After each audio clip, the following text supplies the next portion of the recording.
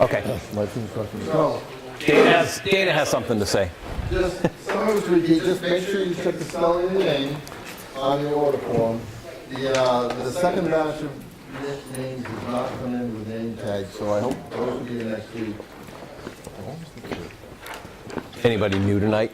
Oh yeah, anybody new tonight? Oh, that's right. Anybody new? So get a booklet. Booklets are over here. And at the end of the night, those couples who might have only taken one booklet and you want two, they're free to just grab them, whatever you want by the end of the night. My name is spelled correctly here. It's incorrect right here. I think it was correct last week, and my email was correct last week. So correct it. Oh, that's your name and awesome. email. I just want to make sure someone's I. So you put an X in it? Okay. Yeah, put an X at the left, too.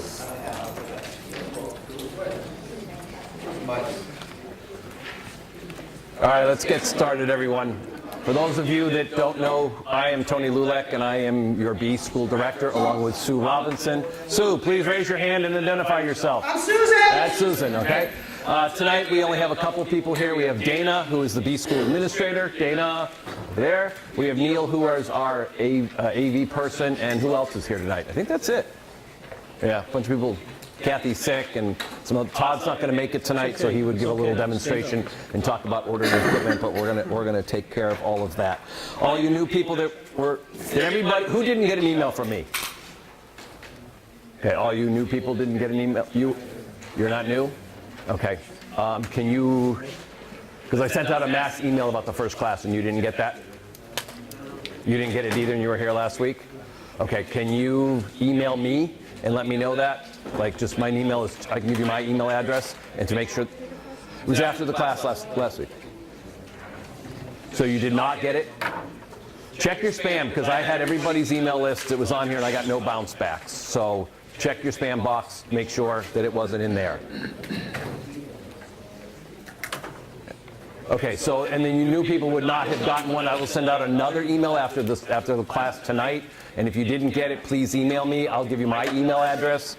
It's tony@littlebeehivefarm.com.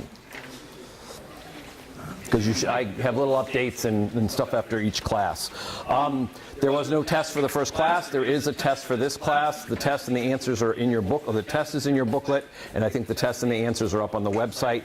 If we get a chance, we'll actually go over that whole test. It's really for yourself to do and check your own homework. I'm not going to grade 80-something, 90-something tests.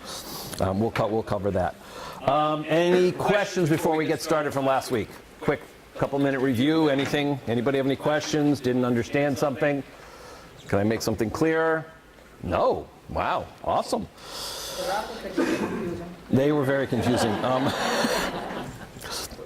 It is February 28th. So it's January. So we have a B school meeting coming up the 1st February. I encourage all of you to come. I do not know what the subject is. We have not a B school meeting. We have a regular club meeting. Sorry, did I say B school meeting? Yes. We have a club meeting the first Monday of February. I have no idea what the subject matter is. Okay. It's on the website, but come meet. You meet other people. It's a fun night, no matter what we talk about. We have something at our club meetings. We actually have a club library, which has got quite a number of books and DVDs and all sorts of stuff. So, and you're welcome to take out that to check it out of the library. Bee biology. Okay, tonight we are going to talk about bee biology, and for the first half, and then we're going to talk about equipment, what it is, how to order it, how to order your bees, get you start thinking about it, because you don't want to wait, because it's going to get busy out there with all the suppliers. Okay, bee biology or bee anatomy. Placing bees in the animal kingdom. I'm not a scientist, and nor do I know of any of this stuff. I just know that the honeybee is Apis mellifera, and there are 5 different species within that. There's all sorts of other kind of bees that are related to Apis mellifera. There's Apis granda, there's Apis dorsata. Some of them just live outside. They don't live in a cavity like the honeybee does. But we're only going to be talking about Apis mellifera. And there are the different kinds. Did we talk about this last week? No, okay. I just did a couple talks, and so I'm not sure who we talked about. So within the races, within the species of Apis mellifera, we have different races. We have a German bee, we have an Italian bee, we have Carniolan, we have African, and we have Russian. And then there are actually hybrids within that. There are buckfast and starline. I don't think starline really exists anymore, but buckfast is a bee that was developed in England.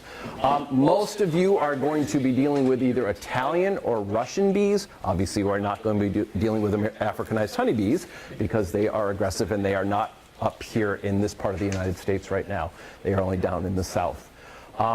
Does everybody know about Africanized honeybees? Do you know what that is or why we have it? So the Africanized honeybee is nothing more than Apis mellifera. In 1959, the Brazilians were working on genetically modifying, breeding the perfect honeybee. Well, the perfect honeybee came out to be extremely aggressive.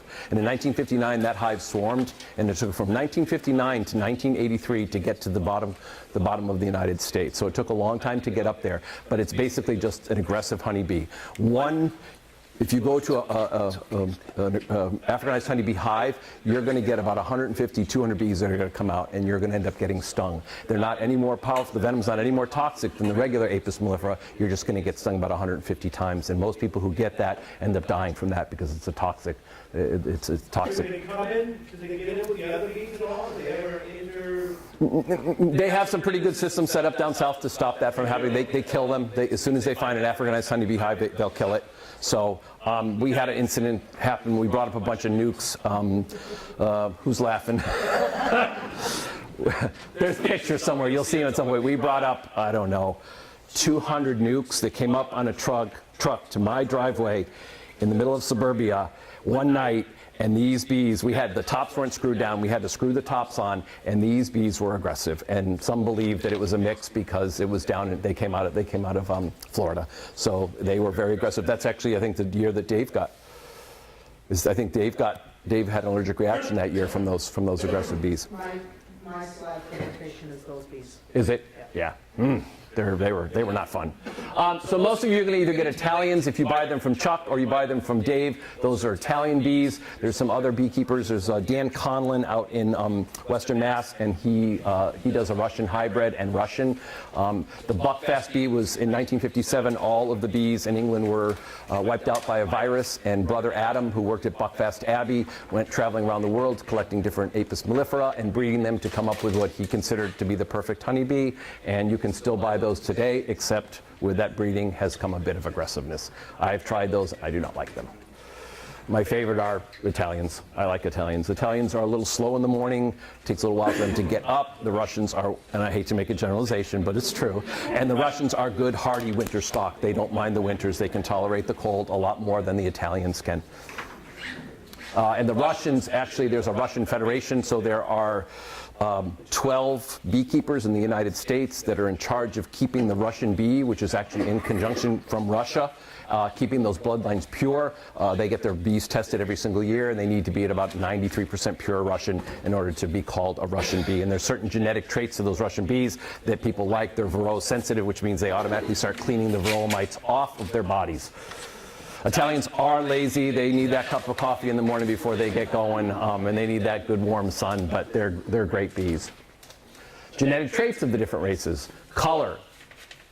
Italian is a nice golden brown and yellow. The Russians are a much darker color, more of a black. What's that? Italians, yeah. Or mutts.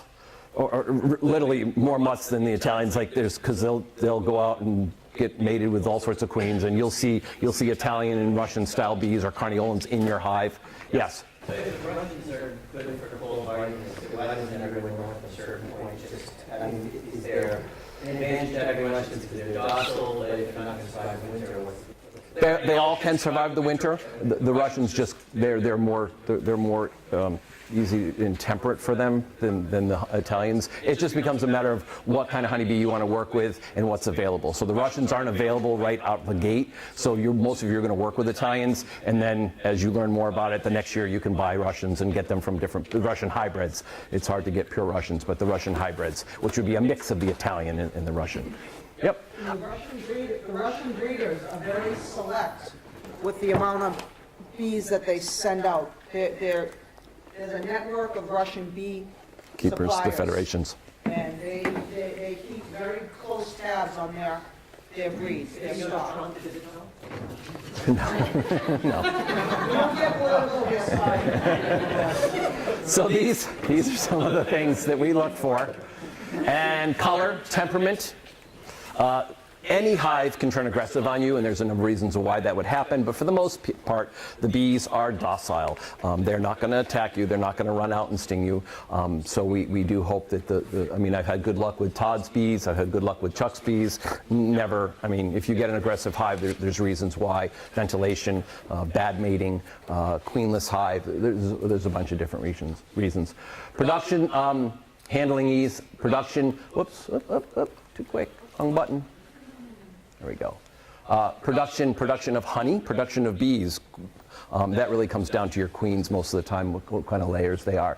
Swarming tendencies, winter hardiness, which I already talked about. Propolising, the Italians do like to propolize a little bit more than the Russians. When you go to open your hive in the middle of the summer and it's got propolis all over the cover and it's just like, and it's like gets all stringy and everything, they tend to do a lot of propolis, especially if there's a lot of pine trees around. Disease resistant. They say that the Russians are varroa sensitive, which means that they notice the mites on their back, and then they start to clean themselves and knock them off. Reproductive rate, cleanliness. All bees are pretty clean. The hives are they're kept very clean inside. Population of the hive. Pollen hoarding, which can be where your hive actually gets too much pollen in it. They're going to take a frame. Where's the frame? Thank you. So this is a frame that has been used for brood rearing, and you can tell that because it's all dark. Normal, do you have one that's not? Yeah, there's one there. Yeah, so this is a honey super. See how it's all light colored? You all see that there? This has been where brood has been raised. You don't ever want brood raised in your honey supers. So they actually go in and take a little bit of propolis and coat the inside of that before the queen goes in and lays a new cell. And it also gets darker and darker because the cocoon that the bee is in gets adhered to the sides of the walls of these cells. So if you were to actually take this apart, it would be tiny, tiny layers and layers and layers of this cocoon that the bee is in. So you can actually get a whole frame that they will fill up with honey. You can get too much honey in a hive. You can get too much pollen in a hive. And that's something that you'll do when you do your inspections. You will look for that kind of thing. Conservation of stores, plant preference. I'm not really sure what that means, but because bees are going to go out to wherever there is. If I'm in your way or you don't see me or can't hear me, let me know and ask questions. Plant preference, I don't really know. The only thing is that whatever's blooming at the time, the bees are going to go find that nectar source, and that's what they're going to go out and get. Sometimes you can get too much of a particular type of nectar in there, which can be a good thing, but it can also be a bad thing. If you get too much goldenrod in your hive, that honey is going to taste and smell kind of funny. But the bees know how to bring in the right amount of nectar from the different plants. Tongue length and whiteness of cappings. I don't know about tongue length. Italians got longer tongues than Russians? I don't know. Did you ever hear that? I never heard that before. I wrote that, I guess. I must have wrote it. Honeybees are social insects. They live in large, well-organized family groups. One honeybee cannot survive without an entire colony. They need that whole colony to live. They nest in trees, caves, walls of barns, homes, etc. Some of you, once you get into this, are going to get some calls. Oh, I've got some honeybees in my wall of my garage. Well, chances are they're probably not honeybees, but they could be. And then you're going to learn how to remove that. And then you'll do that for a couple of years, and then you'll stop because it's a lot of work. I took apart a carport old Victorian. The wall was really long, and we went in there, and we started pulling the boards off of that. Well, the hive went from one end of it to the other end of it, and it was massive. And we're cutting out comb and putting it in baskets and bringing it back and wiring it into frames, and yeah, it's a lot of work. They will build a hive in almost any cavity. Sue had that picture last week of they built it right in the tree, and then the tree people cut it off, and there you go. You got a hive. Put a box on top of it, and hopefully they'll go up. They build multiple comb layers hanging vertically with just enough space. Well, how much space? Test. How much space? 1/4 to 3/8. Awesome. Yep. Between the layers of them to move around. Combs are collected of cells made of beeswax. They make every single hexagon shape on this frame. Every single shape is a hexagon, and it's all made by the bees. The cells are used to store what three things? Honey, pollen, and to raise brood. They have one queen normally. Normally. Just remember that. They make and store honey to survive the winter. After this lesson, you will be able to identify the three members of the colony, which are the worker, the queen, and the drone. The development time of a honeybee and their lifetime functions: eggs, larva, pupa, adult, and their job responsibilities. They have lots of jobs, lots of chores. And then the three major sections of the bee and several parts of each: the head, the thorax, and the abdomen. There we go. The three bees. The three amigos. We have the queen. She's much longer in her body. Her abdomen is much longer, and her wings are a little shorter. We have the drone. Notice he's kind of round at the butt there. He has no stinger. And then we have the worker bee. 99% of the hive is made up of females. The queen does have a stinger, and she'll only use that when she's in battle with another queen. Check out on the drone. Look at the eyes. The eyes are huge on a drone. Most of you are going to go into your hive and you're going to say, oh, there's the queen. And then you're going to say, oh, look at the eyes. That's a drone. And the body. Look at the abdomen. That's really telling as well. As well, the queen's abdomen, especially in an Italian, is more caramel colored. There's no stripe like in a regular worker bee, like you see right there. You won't see that on a queen. She'll be all sort of caramel colored. And I think there's some pictures in here of that. There we go. Three queen, drone, worker bee. That little mark is on the back of the queen. Every year they mark the queens. You can buy your packages or your nukes with marked queens or unmarked queens. I like the unmarked queens because then it's always a challenge to try to find them, which is a trait. You learn how to do that, and all of a sudden you can pick up a frame and you go, there she is. But if you've got that little white, red, yellow, green, or blue spot on there, it's like cheating, I think. Each year is different. I don't know what this year is. You got it? You got it? What's this year? Green. Green. So all the queens will come marked with a green spot, and somebody actually takes the queen, holds it with a little pen, and goes boop right on her head. Yep. That's because from year to year, if you replace your queen, last year was red. So if you go into your hive and you see a red dot, that's from last year. If you see a green dot, that's the queen from this year. Sometimes. Or you don't see a dot. Or you don't see a dot. Mm-hmm. It wore off, or you got a new queen. Do you always replace your queen? Do you always replace your queen from year to year? Yeah. There are some people that do that, but no. Your goal is to not do that. Your goal is to get it to winter over and hopefully get your queen to last at least a couple of years. There is the queen. And remember I said sort of caramel colored. I know the lighting isn't great, but her abdomen is long. She's puffed up. She's ready to lay, and it's all sort of caramel colored instead of striped like this little girl right there. The queen, her normal function is to lay eggs. She lays up to 2,000 eggs a day. She has mated with what we used to believe was only a small handful of drones, but we now have found out that she actually mates with about 50 drones. So she's got 50 different genetic traits inside of her spermatozoa. Clans, if you want to call them that. Queens can live 2 to 5 years. This goes to the question that you just asked, how long. We want them to last as long as they possibly can last, and if you do your job as a beekeeper, hopefully that's at least a couple of years. They also produce airborne pheromones that keep the colony from functioning properly. The bees coming in, when they're out foraging, they come back, and they'll identify their hive by orientating themselves to that hive, as well as the scent of that queen. They know one queen from the next queen from the next hive. And they do drift sometimes if you have like two hives. Yep. when a queen needs to be replaced, will the hive naturally do it? Is that what you're hoping for? Or do you have to buy a new queen? Both. You can do both. No. If you go in and they're making a new queen because you accidentally killed her or she's a bad queen, they will make a new one, but that's going to set your hive back, so you may want to get a queen and install her, and that's a whole, we'll talk some about that, but those are both options.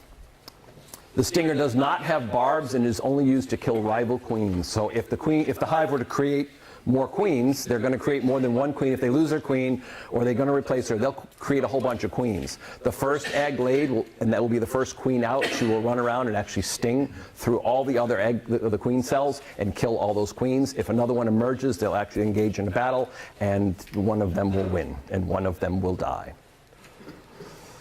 The queen. Before an old queen dies or departs to start another hive, she lays an egg in a large queen cell. That's not true. No, that's not true. That's not true. Who wrote that? Who wrote that? Did you write that? No. Okay. One beekeeper a question and you get 4 answers. Okay. So that is not true. Before an old queen dies or departs to start another hive, she lays an egg in a large queen cell. That is wrong. If a queen is going to swarm, she's going to go and she's just going to have a whole bunch of eggs in the entire hive. She and half the hive will get up and decide to leave, usually about 11 o'clock on a sunny morning, and they'll leave behind a whole bunch of eggs. Within 3 days, those other bees can then churn one of those eggs into a queen cell and a queen egg, and eventually a queen. And they cannot do that until the egg is actually hatched. So the larva has to be 3 days old. So that is wrong. Strike that from the record. I'm not the computer. I'm not. This is, we're laying this on Dave. Dave's not here. The nurse bees feed the larva a diet of only royal jelly made from a gland on their head. This is how we make a queen. I'm going to get into that a little bit more. In only 16 days, a new queen will emerge. We're going to talk about the life cycle of all 3 stages of the development of the 3 different castes, because this is very important when it comes to your varroa mite. When she's about 10 days old, hold on, I got to read this. Okay, the queen is not 10 days old. This is wrong. I don't know. Okay. Queen emerges from the cell. She chills out for a couple of days. Then she goes out on a mating flight where she meets with those 50-plus drones. Then she comes back, she expels the male apparatus, and then she chills out for about 4 or 5 days, and then she starts laying again. That is how the life cycle of the queen goes. So sometimes if you lose your queen and the hive is going to make a new one, and I will give you all this advice, and listen to this very carefully, be patient. If your hive is making a new queen, it can take up to 30 days before that queen is actually laying up and running again and laying brood. So it takes time. What's that? Everything slows down. Yep. It's actually kind of good because it actually can affect your varroa mite production as well, which would drop if you don't have brood, which we'll talk about that. Worker bees live about 6 weeks, 42 days basically. Half the time they're inside the hive, the other half the time they're outside the hive. At the height, you're going to get a package of bees. There's going to be 13,000 bees in that package. By the height of the season, you could have between 50 and 75,000 bees in your hive. What type of eggs do bees lay? Okay, so this gets into the queen. And when the queen goes to lay an egg, she has a choice. Okay, she can either lay a fertilized egg or an unfertilized egg. An unfertilized egg is going to become a haploid. That is a genetic clone of the queen, but it is a male. The drone has no father, it only has a grandfather. Now, when she goes to lay a fertilized egg, that is going to become a female egg. Okay? She's going to lay, 99% of the hive is going to be female eggs. Just see what this exactly says. Fertilization, queen, drone, no grandfather, worker. Drone and a queen mate, they can produce fertilized female eggs, but they cannot produce fertilized drone eggs, or there's no such thing as fertilized drone. There's an unfertilized egg. The female worker bee has ovaries in her body, and she has the pheromones of the hive of the queen that keep those ovaries suppressed. If that queen were to die and those pheromones were to disappear, those ovaries in that worker bee would start to develop. Because she has no mating mechanism, she has no spermatoza, what kind of egg is she going to lay? Unfertilized egg. You have a hive filled with drones, and drones don't do anything except mate and eat and make a mess. And they don't clean, they don't do a single chore in the hive. Oh, wrong way. We could watch this. See if this works here.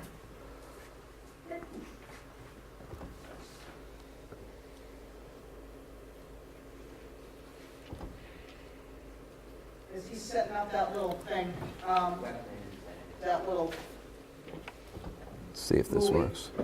those of you that came in and did not get a red ticket, at the end of the day, you can get a red ticket. I know a couple of you went right up front. And please make sure everybody signs in every week. If you didn't sign in today, make sure that you sign in please today. We do keep records of who is coming and going here.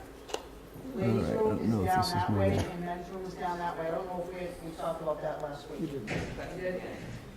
Okay, it doesn't look like that's moving. If it does, it'll probably pop up on the Sloan. This little chart is really awesome because it explains the development of all three different bees, the drones, the queen, and the worker bee. An egg, when the queen lays an egg, she lays it in a cell like this, straight up. At day 1, day 2, day 3, the egg lays down, it hatches into a egg larva. At that time, it is fed royal jelly. It is fed royal jelly for about 4 days. For drones and for worker bees, they are then fed bee bread, which is a mixture of pollen and honey. They feed that for the next 4 or 5 days, and then the cells are capped off. To make a queen, they're not going to feed it that bee bread. They're going to continue to feed it that royal jelly. Something in the royal jelly triggers a genetic code that allows that worker, that female, to develop a spermatozoa. The developing time for a worker bee is 21 days. For a drone is 24 days. And for a queen, it is 16 days. They can make a queen pretty quickly when they need to and get her up and going as soon as possible. The 24 days of the drone is very, very important because the life cycle of the varroa mite is 24 days. So the female varroa mite will go into the drone cells and lay her eggs, and they will emerge at the same time that that drone does. So there's a way of controlling your varroa mites by actually culling out your drones. A little bit of the actual how it all works. I just told you the queen lays an egg. If you have a worker bee that is ovaries that are developed and she's laying, you will see more than one egg in a cell, and you will see those eggs on the side of the wall of the cell. The queen's abdomen is long for a reason, so that it can actually get that egg all the way down to the bottom of the cell and make it stand up straight. And then it hatches after, it lays down after 3 days, and then it hatches into a larva. It's fed royal jelly and then bee bread. Then they seal that off, and when they seal that off, then you know that it's in its pupate stage. If you ever see a pupa, and you'll know the difference between a larva and a pupa, a larva is usually curled in a little C, and I think we have some pictures, and it's usually in a puddle of royal jelly or something. If you see a pupa, you've got something wrong with that bee. So you should never, ever, ever see pupa. If you do, you've got some disease going on. Where are we? Capping off, they put a wax capping on top of that cell, and then the larva becomes a pupa. It goes through its metamorphosis, it goes back into a liquid state, and then it reforms, and it comes into a full-grown bee at the appropriate time, whether it's a queen, a drone, or a worker bee. That is a worker bee. She's pretty small, lots of color. That's an Italian. Can you see this photograph? Is this all good? Okay, we have larvae in puddles of royal jelly. And we have eggs. You see that little tiny egg right there? We're going to have to train your eyes to recognize that when you go into a hive. Yes? You're going to, could you describe that liquid thing again? That sounds very weird. The liquid thing? Yeah, it metamorphoses. It's in the cell. It becomes all gel-like. It's just how science works. Yeah, it all goes, yeah, and then it comes back as an adult bee. I'm not a scientist. I just know that's what happens in the cell. It goes through a metamorphosis. It completely changes. It goes almost into a liquid state. Larva, royal jelly, eggs. You're going to learn to identify that when you go into a hive. And honestly, some of you are close to my age, get yourself a magnifying glass and get yourself a flashlight. I'm not kidding. Even on a sunny day, if you're out with your frames and you got a black frame like this and you got the sun, you're trying to look, you will not be able to see those eggs. Get yourself a flashlight and a nice magnifying glass. I actually took one of my hive tools and got a small and just taped it to the end of this, so I had this so I could use this when I was going into my hives. So, yep. Will the eggs fall out if you hold that? Nope. No? Nope. Nope. You're going to learn to do, we're going to do one demonstration. You're going to learn to do this with it. It won't make, the only thing that will fall out is potentially pollen, and maybe some honey drops might come out, but you won't disturb the eggs. I mean, you want to be gentle. You don't want to be shaking it, but just in inspection, you won't disturb anything. So we're inspecting these slides all year long. What's that? So we inspect these slides in June or? Your hive? You're inspecting your hive? Yeah. Yeah, you're going to be inspecting it every week. Every week. Yep, pretty much. Yeah, you're going to be looking for eggs. You may not always see the queen, especially if she's not marked, but if you see an egg means the queen has been there in 3 days. Look at the position of the egg. If it's standing up, she's been there that day. It's like this, she's been there 2 days ago. It's been like this. If you see no eggs and you only see larvae, you got a problem. You should always see eggs when you go into the hive. So that's why I'm saying it's important that you learn to identify them, and we'll get into the equipment. We'll talk about foundation that'll help you identify that, the black foundation. So this is larva developing here, and that is a capped off cell, which means that there is a pupa in there. Notice the honey sort of wheatish color of this. You will also learn to identify this versus honey. Honey has a different color capping on it. It's a little bit more translucent. It doesn't have this sort of puffy look to it right here, that wheat color. Yes?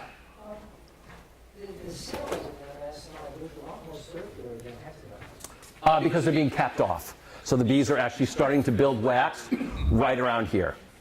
So that's all, see, that's all like rough around the edges. The bees are building the wax, and they're going to build it so it comes like this. Actually, if you look in there, it's flat right there, it's flat right there, and it's flat inside of there. So it is hexagon shaped. Yep. Do you see that? Yep. What's that? Yep.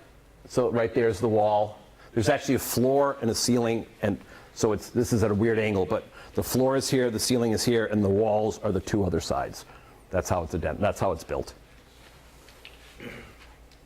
These are some pupa, and the dark eyes are a key that when you go into your drone cells, and you can cut open a drone cell anytime, if you see that dark eye, that means that you should be able to see the varroa mites that are in there. So if you went and got a big chunk of drone comb that was built in a weird spot, you want to take that out and sort of dissect it, open it up, take an X-Acto knife, pull out each one of those. If the eyes are purple like that, you'll see the little mites running around.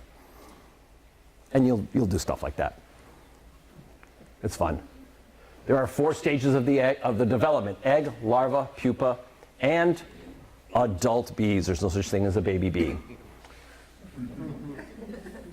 No baby bees. Again, eggs, larvae. Yeah. Is that honey? Yeah.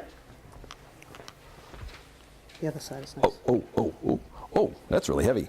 Yeah. Want me to pass this around? Or no? Yeah, we can do that. Okay. So this is a frame filled with honey.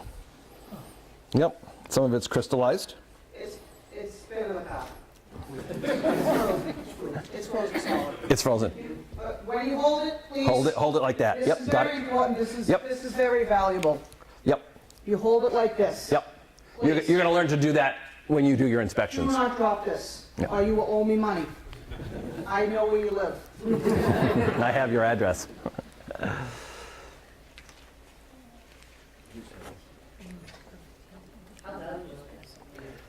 Inside of here are the pupa, and they've now metamorphosized into an adult bee, and they're going to actually start chewing their way out. So many times you will go into the hive and you will actually see bees emerging, like on a constant basis. And you'll see them chewing their little ways out of there. And you'll see other bees helping them. Here again we have larvae in pools of royal jelly, and the royal jelly comes, I don't know if I said this, comes from a gland on top of the worker bee's head. We already talked about this. Bee bread is a mixture of honey and pollen. We call it bee bread. I don't know what the bees call it. It looks like earwax. Yeah. They take the pollen from the back of their legs, they actually mix it with a little bit of honey, which retains the potency of the pollen. Pollen is a protein. As soon as it's removed from the plant, the protein starts to break down. So any of you that take bee pollen, it's a joke. Okay, it's not real. It's actually, there's almost no nutritional value left to it by the time it's processed by man. But the bees take that in that same moment, they get it, they go back to the hive, they mix it with the honey. The honey like seals it and protects it, and it's still of value to them. And not only do they feed that to the developing larva, but they eat that themselves. We didn't know that 15 years ago. We didn't know that the bees actually ate the bee bread. What makes a queen? I jumped the gun. So this was what makes a queen. Any cell in the hive anywhere that has an egg in it that hatches and the larva is less than 3 days old, they will take that cell and start to build out this sort of peanut casing. It looks like a peanut casing, and it'll be elongated along the side, hanging out like this off of the frame that's going around. It'll hang off the side like that. And there can be more than 1 or 2 or 3 or 4 or 85. Right, Sue? 85. Right, Sue. Sue had a mentor. I was a mentor. You were the mentor. This woman, Cindy Apgar, her great uncle developed the Apgar score. As any of you know what that is. She lives in, what town does she live in? Medway. And Sue is her mentor, and they went in and did a split where they took the queen and a few frames of bees, and they moved them into a nuke right next door to that hive. They went back into that hive, was it 24 hours later? And the hive had made over 80 queen cells, which is, I've never seen that. It was insane. But something kicked them into high gear. Soon as that queen was removed, as soon as Sue took that queen and put it into a nuke, within 15 minutes the hive knew that the queen wasn't there. They could tell that her pheromones had started to dissipate already. So they're going to go into high gear, and they're going to churn every queen that they can, every egg, larva, into a queen that they possibly can. Most times they will not do 80, 85. They'll do a few. And they like to hide them sometimes too. And they didn't go next door to the other hive? No. Because Sue took the queen with a bunch of nurse bees, inside bees. They weren't foragers. There's a process that we do this. We only take the non-foragers with us to make a nuke. That way no one's going to fly out. Because if you did take foragers, they're going to fly right out of that nuke and go right back into the other hive. Because that's what they do. Yeah. Any question? Yes? So if they made all of those bees, only one of them has been a spot, right? We went in and culled them all out. We culled out all but like 3 or 4. Yeah, we just killed them. Just got rid of them. Yeah, I saved a couple. I think I still have them for demo purposes, but that was it. The worker bee, the most important bee, next most important bee in the hive. She is a female but not fertile. Like I said, she does have ovaries. 40 to 60,000 in a colony. Like I said, 1% of the hive is made up of drones. Her life is completely structured from the moment she is born. She has a set of chores to do. We'll go over some of those. And as she does a chore and she matures, she never goes back and does that old chore again unless there's an emergency in the hive. So it's like learning how to make your bed, and then you learn how to take the trash out, and then you learn how to get a job, and then like all these responsibilities. Yeah. They live about 4 to 6 weeks in the summer, and in the winter, the last set of bees that are created by the queen are called fat bees, and they will live approximately 6 months. They actually have more fat on their bodies than the summer bees do. And one thing is they're not going to be out foraging for nectar and pollen, so they're not going to be beating themselves up. So they actually live quite a bit longer. The stinger, we've talked about the stingers with the worker bees. These are the ones that pull out, and the bees actually die about an hour later. Life starts as an egg, laid in the bottom of a wax cell. We've already talked about this. A worker bee hatches after 3 days into a larva. All bees do. A nurse bee feeds it royal jelly at first, then bee bread again for the 6 days, and then it becomes an inactive pupa.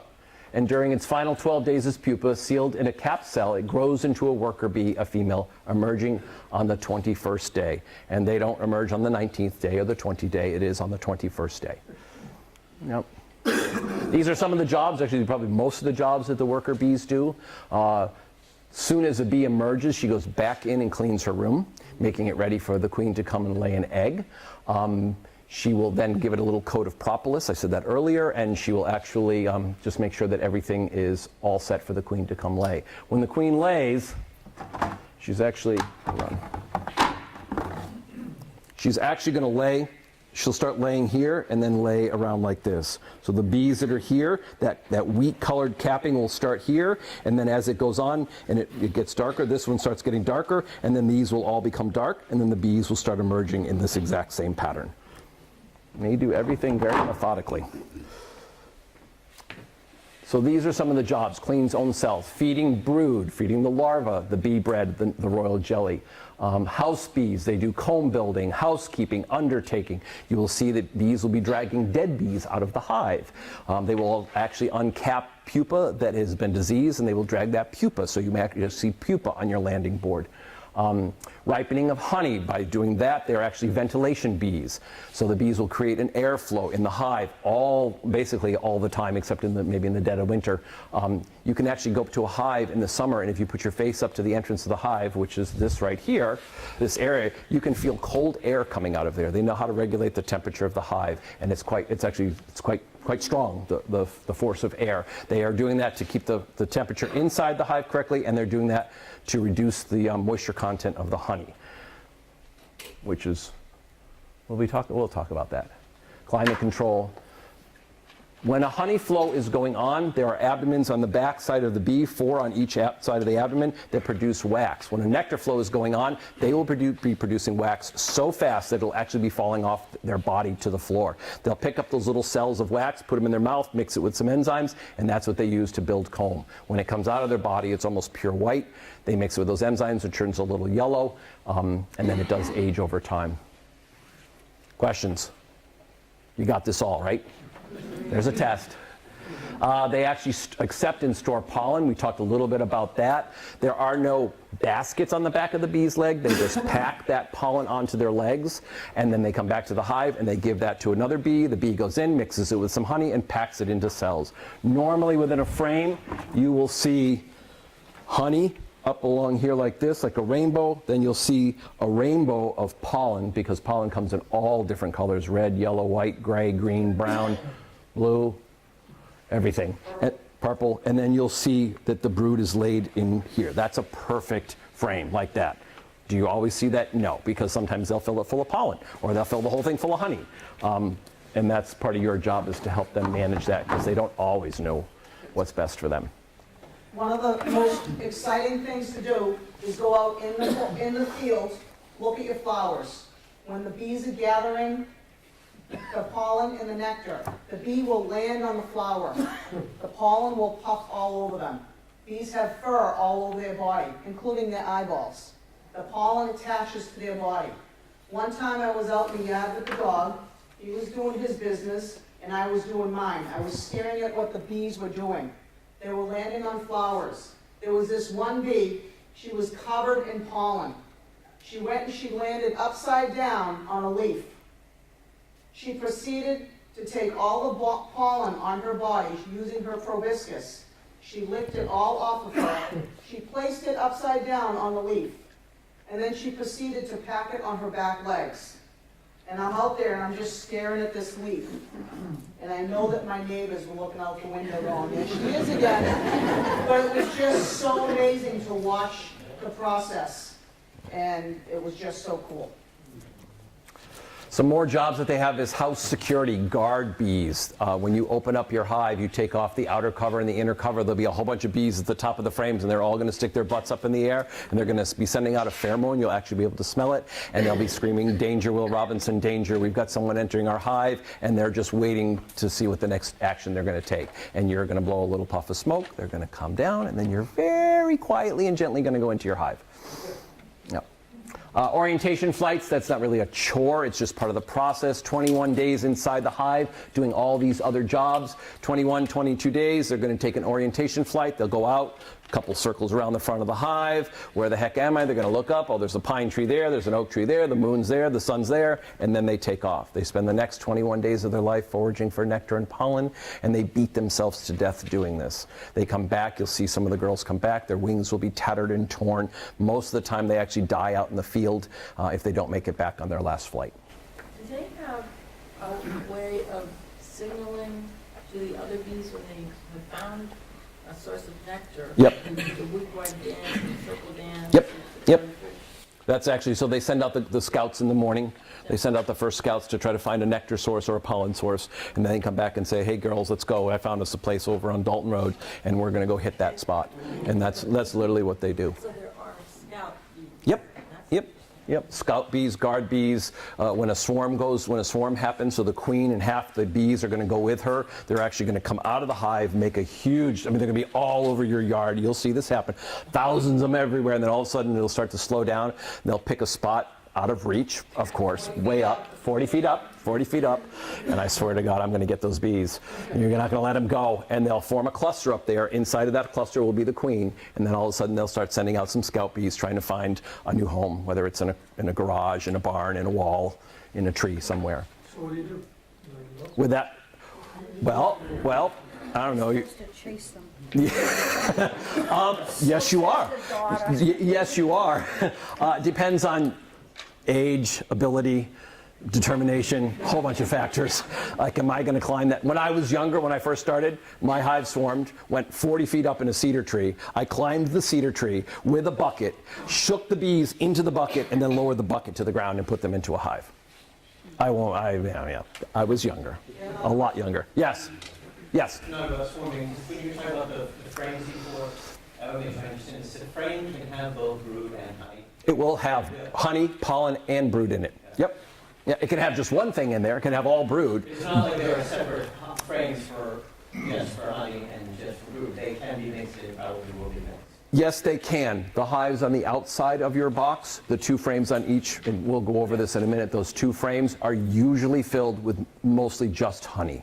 And that's mostly. It's not unusual to have both. No, nope. You do want to make sure that you don't have too much honey, or not, because you have less room for the queen laying. You have another question? Yep. Is it true that honeybees or bumblebees actually fly the zigzag pattern on their way back to the I don't know about bumblebees, and no, honeybees tend to fly pretty much in a straight line. Hence the term bee line.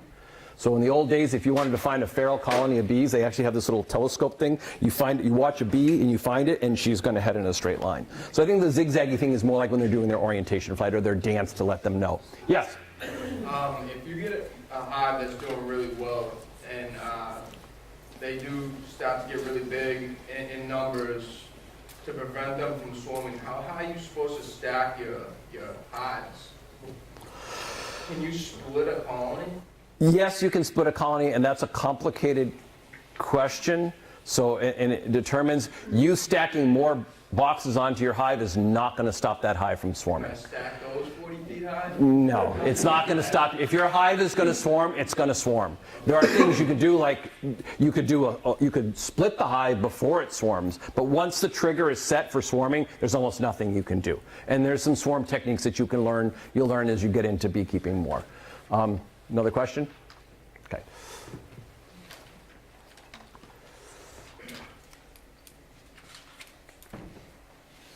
This is just a little graph showing you sort of what their responsibilities are based upon their time.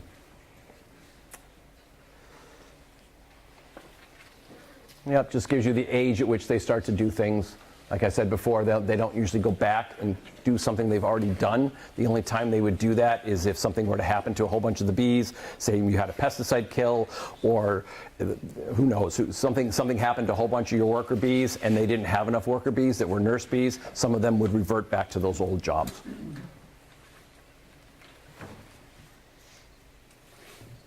Just another diagram showing you the different in the time frame. The drones. The big fat drones, the lazy drones, the unproductive drones who only want to mate and eat and make a mess.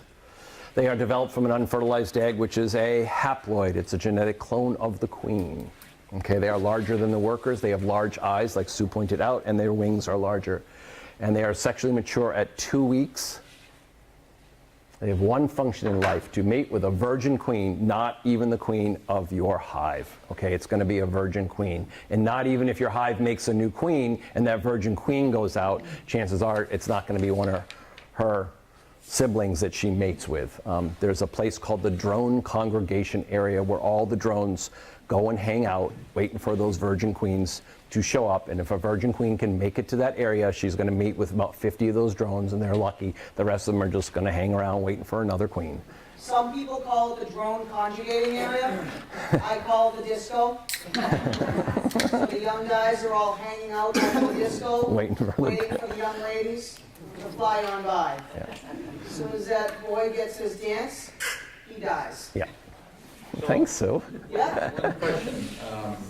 Once the queen mates and goes back, she never comes out for mating again, right? Mating. Don't worry, it's just ice that came off my hive. Okay. Well, Sorry, go ahead.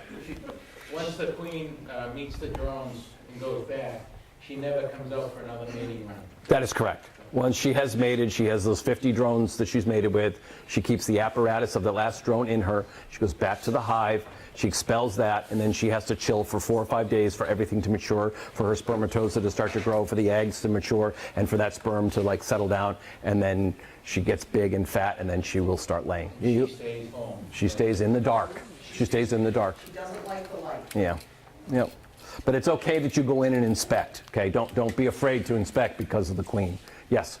So it seems like every neighborhood must have one then. I mean, how does that work that the queen flies out and just finds these 50 drones hanging out in the tree next door? It's just... They do. And they're all over the place. I mean, we have a lot of hives. We have a lot of beekeepers. Norfolk County, where most of you, anybody live outside of Norfolk County? Okay. Most of you, they did a study in the club here where we took everybody's address. We don't know where you keep your hives. We don't know how many hives you have. We just did it based on your address. Plotted everybody's address in this little program, and then did a 2 to 3 mile radius around your house with a pink circle. There was not a single spot of Norfolk County that was not covered by foraging bees. So within that Norfolk County alone, you're going to have plenty of drone congregation areas. Yep. And lots of virgin queens happening all the time. And the queen will make the drones when the time is right for mating. So they're not going to start right in the spring. Actually, the queens are going to be laying soon.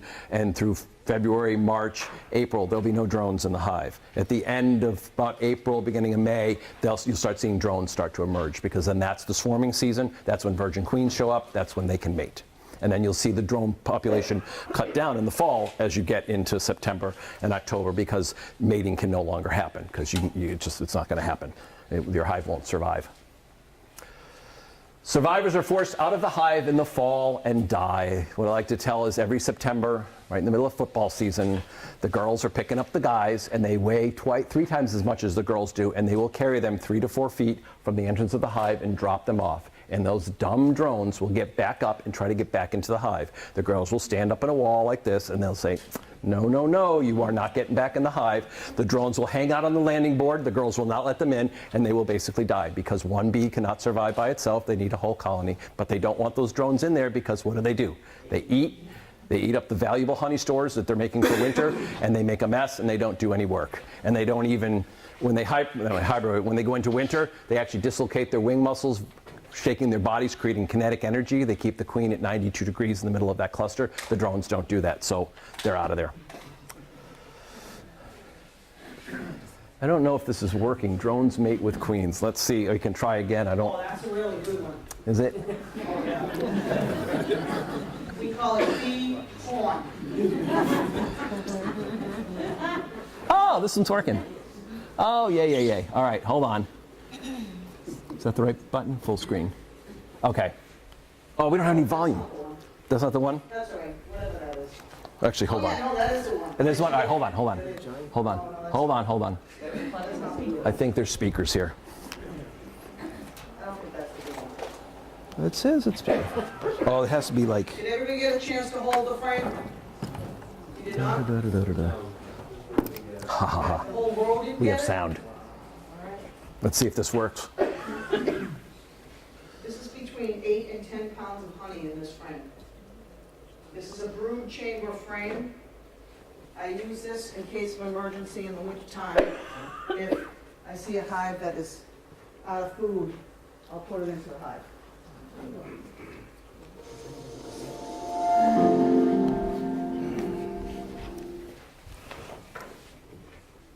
Go ahead and shut the lights off. Can you shut them all off?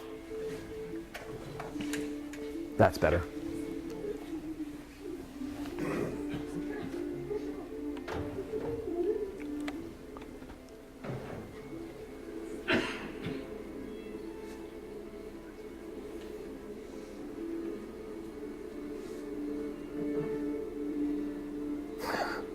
me do this.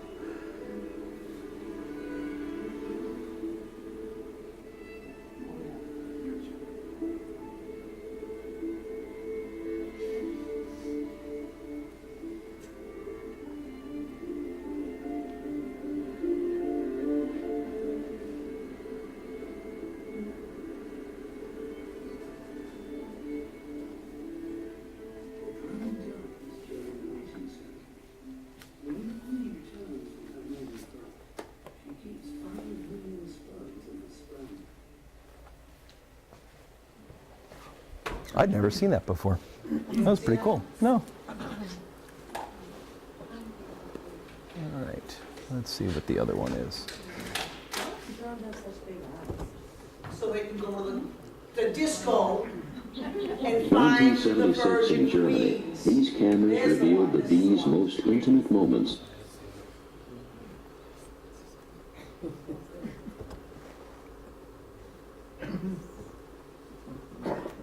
(1976) in Germany, these cameras revealed the bees' most intimate moments for the first time. The cloud of drones is chasing a tethered queen. The successful drone mounts and explodes semen into the queen with a popping sound that can be heard on the ground. Then, leaving his penis in the queen, he falls paralyzed to the ground and dies. In this one afternoon, the queen mates with 6 to a dozen drones and then will never mate again. She stores the semen in a special sac where it will last her entire life. For the next 2 years, she will be an egg-laying machine.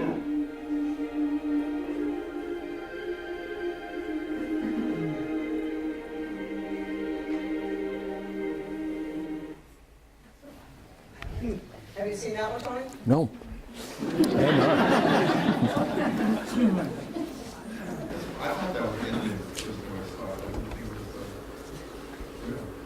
is that where they get the saying they're dying to get in?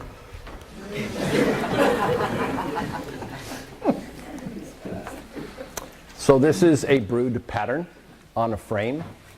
And unlike the cells in the frame that Sue passed around, these are not as translucent. They're a little bit more popped and a little bit more wheat colored.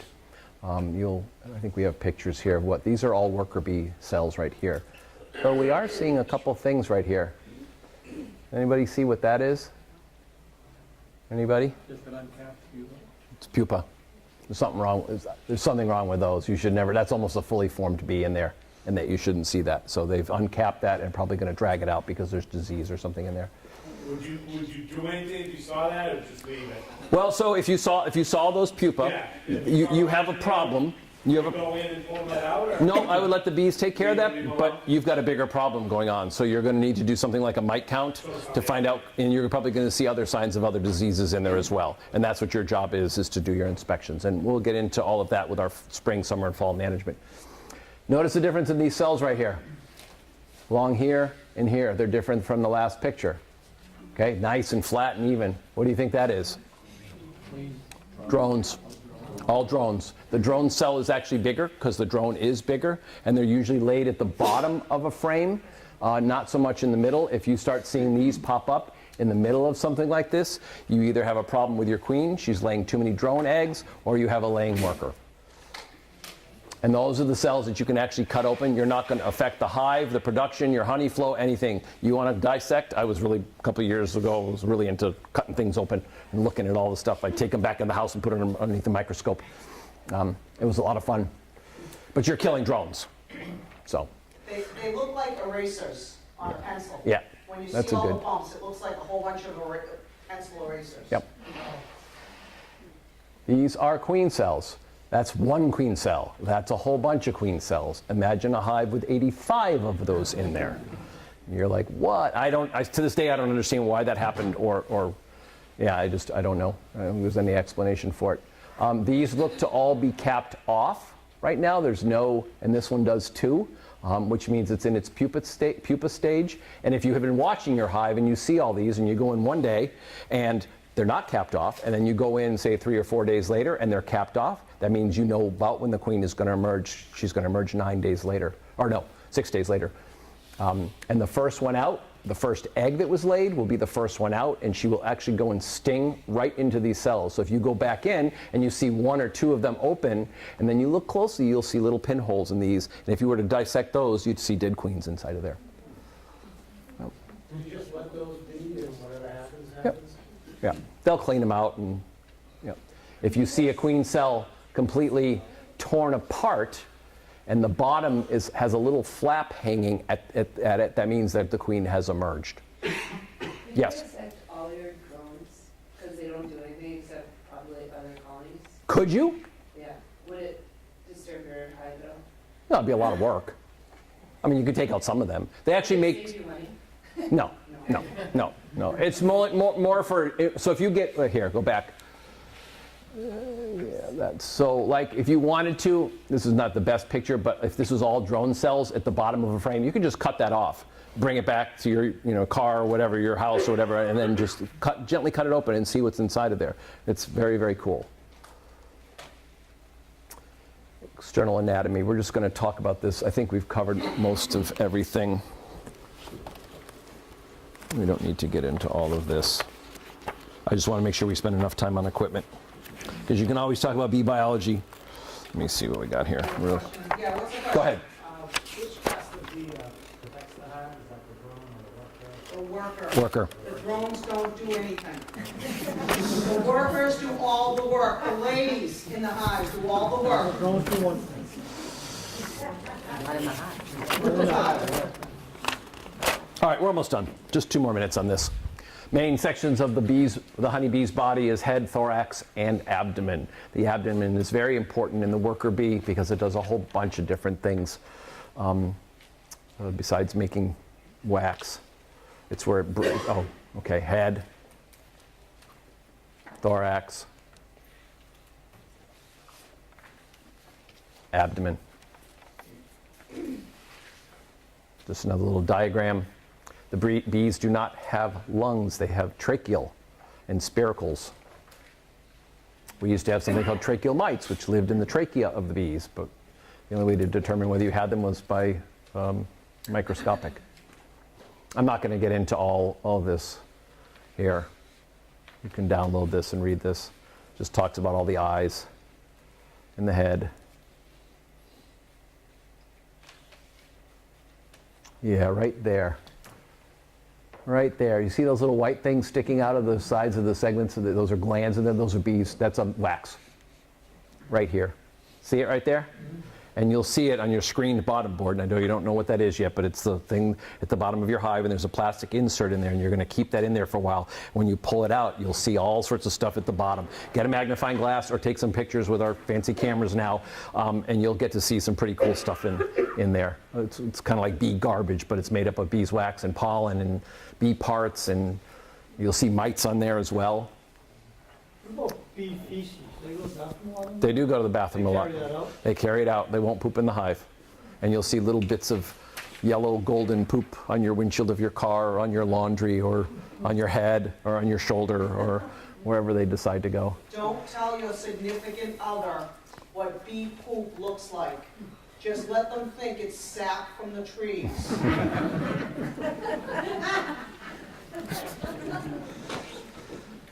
That is a stinger pulling out her entrails, and it's got a little venom sac right there, and it's pumping the venom into the subject. Yep.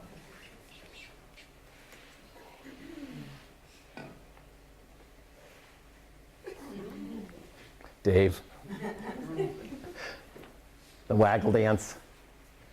They're doing their orientation. Remember, I said they look for where the oak tree is, where the pine tree is, where the barn is, where the house is. They're always going to fly out of the hive, out of the entrance of the hive, and they're going to go to the highest point. So if that was the highest point, the bees aren't going to go over here like this. They're going to go to the highest point to go look for nectar and pollen. 3 members of the colony. What are they? Okay. Worker, queen, and drone. Development time of the honeybee and their lifetime functions. Eggs, larva, pupa, adult bee, and their responsibilities. How long does it take for a queen from egg laying to hatching? 16 days. Very good. Worker bee. Drone. You're learning. Queen 16, worker 21, drone 24. Why is that age significant? Life cycle of the mite.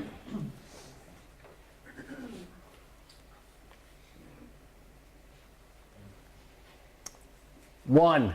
We didn't really go over all of this, but antenna. 2. Compound eyes. 3. Proboscis. Correct. 4. Where's 4? Oh, legs. 4 legs. Pollen sacs. They're not really sacs. They just adhere to them. Wax glands. 6 is wax glands. You saw those in those pictures. 7 is your stinger. 8 is, where's 8? The wings. 9 is your head. 10 is thorax. And 11 is abdomen. Okay. Plant flowers. Okay. All right. Any questions? No questions. Question in the back. Go ahead. Go ahead. I know that was a lot, so. Why can't the queen kind of help herself? Isn't it like she needs like other ones to groom her and to help her out?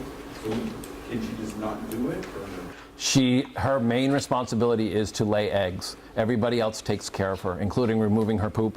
She poops in the hive, they take care of it, they get rid of it. They feed her, they groom her, they do everything for her. She has attendants, basically. All right, now we're going to get into some bee equipment. Oh, we missed one. Oh, stop. Let's watch this one. All right, where's the thing? Come on. Is it showing? Yes, dusk, they come back. All right, just watch that. Thank you. Can you see the queen? There she is. Did you see her? Whoops. Right there. Notice her thorax. See, remember how colored? Remember I told you she's caramel colored? These are Italians. Almost all, yep, they're all Italians. So she's laying eggs? She's laying eggs. When she goes up to a cell, she uses her front legs to determine the size of that cell. There are 2 sizes of cells. There are worker bee or storage cells, and there are drone cells. When she measures that cell with her legs, that determines what she's going to do with that egg when it comes out of her body. She does it by measuring the size of the cell. Yeah, she looks inside, measures, goes up, boom. So she doesn't methodically go from one cell to the very next cell? She goes in a pattern. It's not methodically boom, boom, boom, boom, but she definitely goes in a pattern. So it's going to start in one section, then work its way around, probably go back and forth. And then she's also going to look for places that are outside of that too, because there may be more room and she really wants to lay. Yes? You mentioned earlier in the slides that the worker bee's age determines kind of the class of its chores or responsibility. Correct. When do the worker bees, or how do they divide up between guard bees and grooming the queen? It's all age. It's all age related. Yeah. So at one point, a worker bee who's grooming the queen may ultimately be guarding. Yep. I don't know if they do every single job, but it's all age based. Yeah. Yes. So the queen's measuring the size of the cell to determine what sort of egg to lay. Fertilized or unfertilized? Are the worker bees who build the cells then determine whether they need to have more drones or? So they do that, and they'll do that by most of the cells on a frame are going to be storage cells or brood cells. The ones at the bottom they make into the drone cells. Did I say that right? Yeah. So the ones, and they do this, and I don't know why, but they can screw it up. It's not always perfect, but ideally it's the regular size cells, and then at the bottom would be your drone cells, which are bigger, and they'll make that. But they go up the side, and they go this way, and they might go on that side and not on this side. So they are making the determination of the size of the cell, but they're not making the determination what the queen's going to lay. She makes that determination by measuring the cell, I guess. Yeah. Any more questions? Yep. You said something before, it was kind of a follow-up question about too many drone cells indicates a problem. If there's a middle, for example. Yep, it can. So, what kind of problem? Why would they lay too many drones? Well, so you could have a queen that is mated properly, but for some reason she's only laying drones. So you can have a drone laying queen. Okay. Yep. Or you could have laying worker, which would only be drones. So you could have had a queen that was in there, and you have some brood that's all fine, and then all of a sudden something happens to the queen, that worker develops, all of a sudden she's starting laying drones. Or she runs out of, well, she doesn't run out of sperm. It could be bad. She could have gotten cold. It could be, there's a bunch of different factors. But if it's because of the second one, that the workers are laying unfertilized eggs, which are drones, does that automatically mean the queen is dead long? Usually, yeah. And there's a whole method to correct all of that. Yep. So the worker bees also must know, as they're building the cells, that they're building a much smaller portion of drone cells and a much larger portion of worker cells. Yep. Does that ever get sorted out? Yeah. Oh, yeah. Oh, yeah. Way too many more drone cells than are needed. Absolutely. Yep. Do they know how that's done? No, not to my knowledge. It's nature. But once a worker bee cell is converted into a drone cell, it will never go back to a worker bee cell. Yeah, so they could go in and all of a sudden they'll start building those frames out. If you get a laying worker, she's going to use every possible cell to lay in, which then they widen that cell out and some get crushed out, and then you'll only have big fat cells. They'll never go back and lay drones in the worker bees in those cells again. More questions? Yep. How do you tell if her laying pattern is healthy or unhealthy? It's not so much the laying pattern that's healthy or unhealthy. It's the consistency of the brood. So if you start seeing a lot of empty cells in that brood pattern, that's an indication that you have something wrong. So her pattern should be consistent. You should have all capped off cells within that brood pattern. So if you're missing, and there's spots missing or drone cells are popping up, then you have a bad layer. Yes. So who's running the show? All. They're all running the show. But the queen she's in charge of everything, and her pheromones dictate. Her pheromones tell the others what's going on. Yep. That she's there. They make decisions and say, queen's a loser, let's get rid of her. They can. Oh. They can supersede. It's called supersedure. They can decide that the queen, based upon that brood pattern, all of a sudden the brood pattern is getting all screwed up, and she's laying a little bit here and a little bit here, and there's spots and open spaces and stuff. They go, oh, this queen is bad. We got to get rid of her. They'll supersede. They'll kill her and make a new queen. As we go along through the different evenings, we're going to be talking about different aspects of the hive, a lot of what we're touching on now for your questions. Every week we have something different that we're going to present to you. Yeah. That was a lot, guys. That's a lot of information. So absorb it. Come back next week. Do the test. Come back with questions. I'm sure you're going to have a lot. Bee biology is very intense, and you're going to continue to learn and learn and learn. I mean, I'm still 15 years. I'm still learning stuff about bee biology. Any more questions before we move on? No? Okay. We're going to talk about hive equipment. We're going to talk about equipment. We're going to make suggestions for what you buy, how to paint it, where to get it, where to get your bees. And again, there's a bunch of different opinions on this, and we'll try to cover everything. We are going to talk tonight about the deeps, which are those two boxes there, as well as mediums, which are these size right here. Unfortunately, because Todd had some frozen pipes, he couldn't make it. He was going to bring up a full medium. So these are nukes, nucleus, small hive, but these are the size, they're medium. See the difference in the size? See how that's like 9.5 inches? This is actually 6.5 inches. Okay, so we're gonna try to cover that. The reason that we're giving you those options is some people don't have strong upper body strength. One of those filled with bees and honey, anywhere from 40 to 50 to 60 pounds. And it is hard in the middle of summer to lift that when you've got 10,000, 20,000 bees flying around your head, investigating who you are and potentially stinging you, especially in the belly, because they like to get you right there when you're leaning against the hive.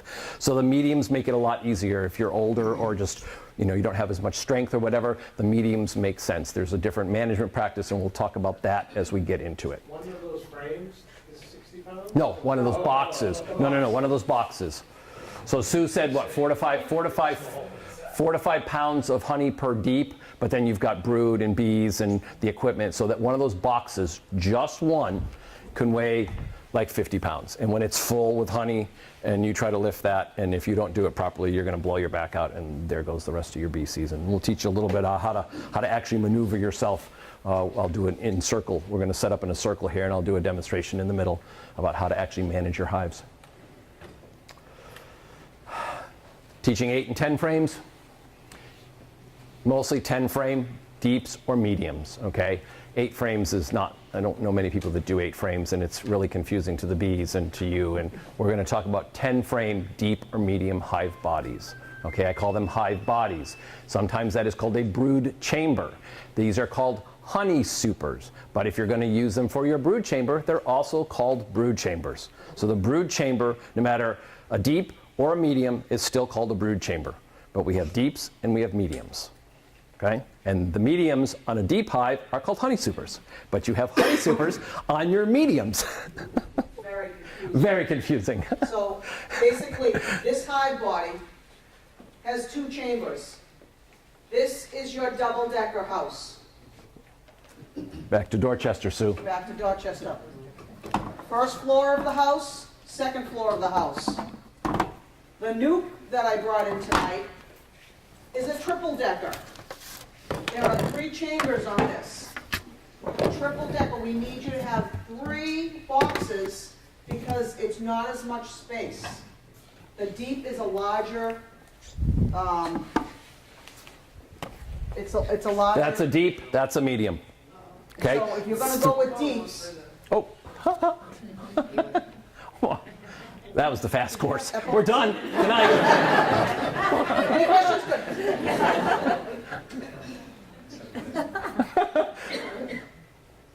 All right, there we are. There we are. There's your double-decker, Sue. There's my Your double-decker. house. Yep. Last year's though said 2018. We get the Ah. 2019 Yeah. Oh, it does not. Where did it say? Oh, did it say? Oh, it did? Up here? That's why we fight. Oh. Dave. We'll blame it on Dave. Dave was the B school director, so he set all this up. So there's your double-decker. But if you do mediums, then you have a triple-decker.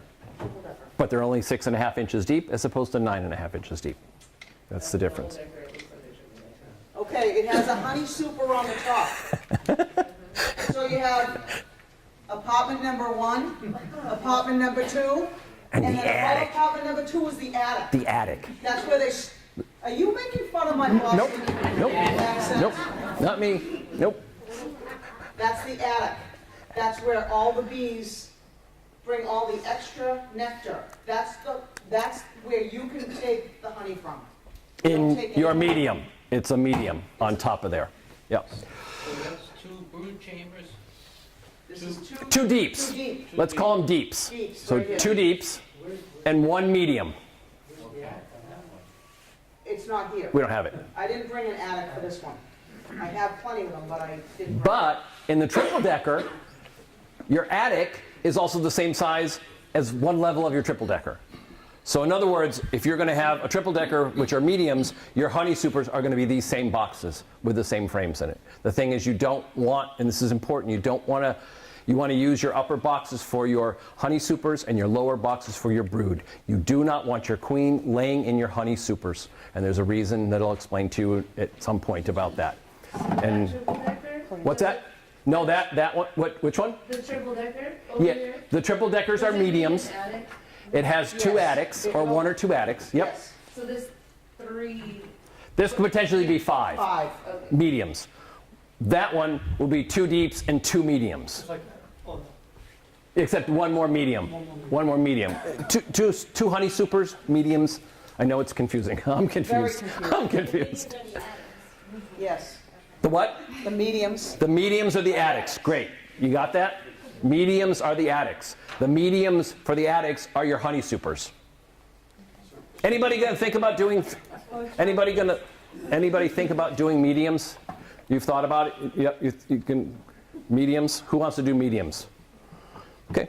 Yep. If I Okay. had to do back again, we didn't have an option when I took B school. We didn't teach it.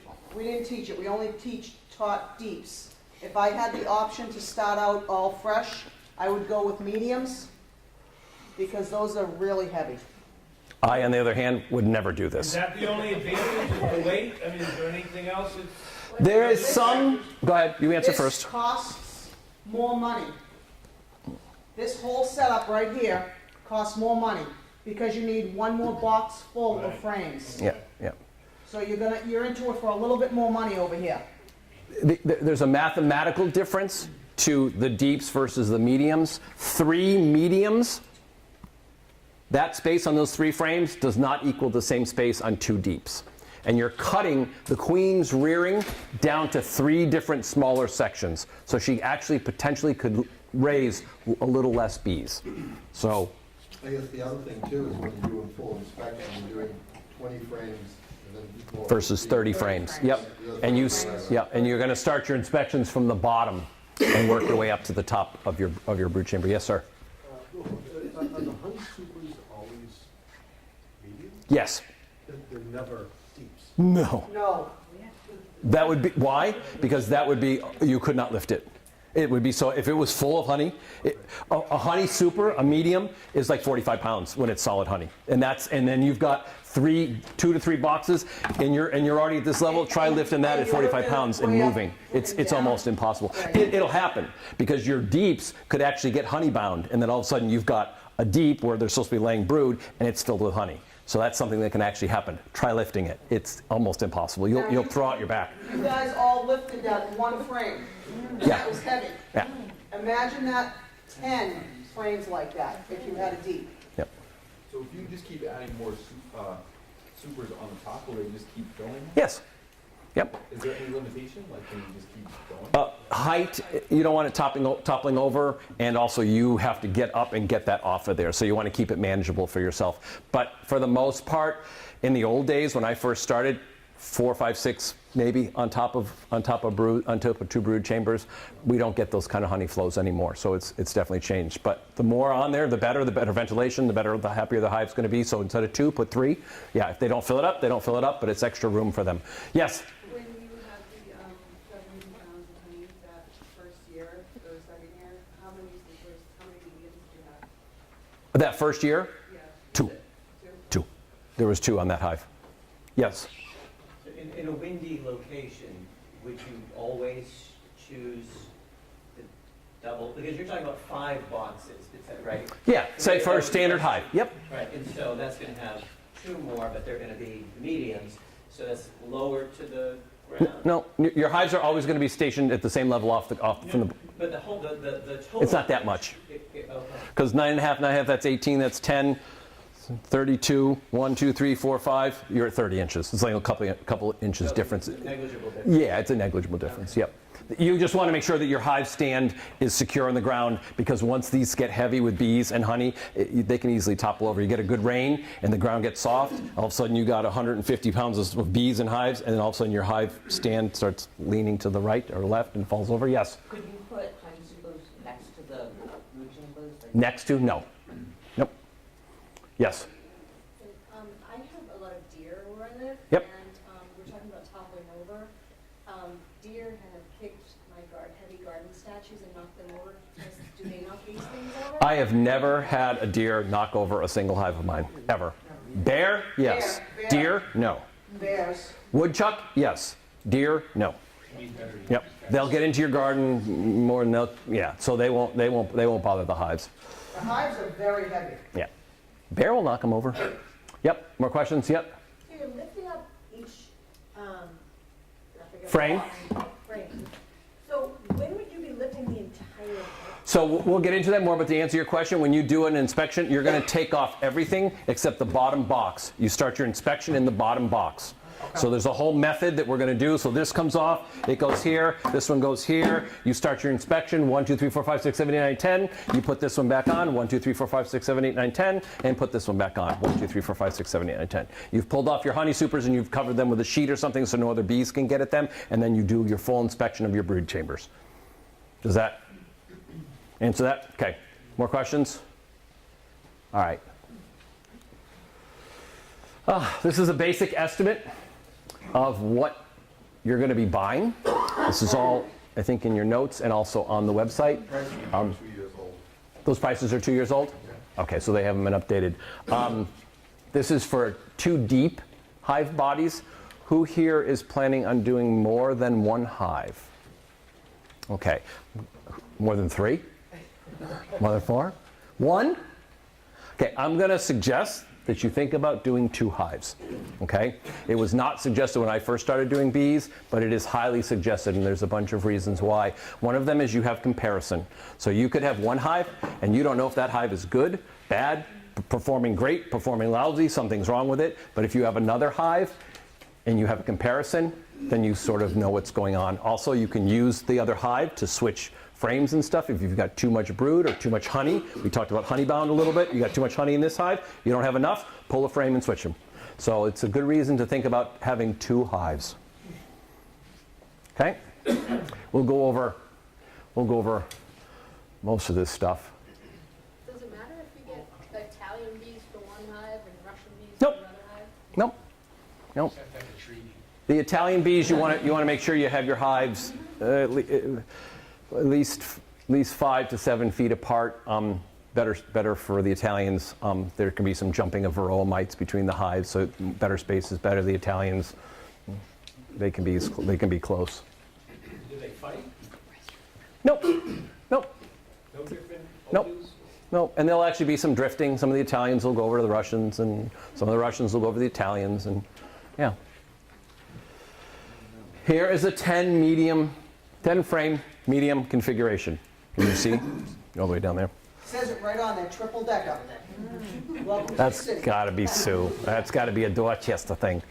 I don't know if you noticed in the last one, with the 10 frame deeps, there's a queen excluder on there. The queen excluder is, I don't have one. you don't have one, we'll bring one in.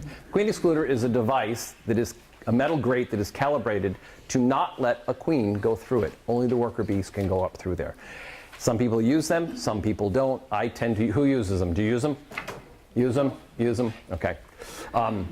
I use them, sometimes I don't, sometimes I fool around, sometimes I try different things. If you feel like the queen excluder is actually excluding the bees from going up, you can pull your queen excluder off for a couple days, let the bees go up there, then put your queen excluder back on after you've checked your honey supers to make sure the queen is not up there. You do not want her in your honey supers. And Bees that are queen excluders? say that again? Are there bees that act as queen excluders? No, there are not, but there is, the queen will not usually cross a line of honey.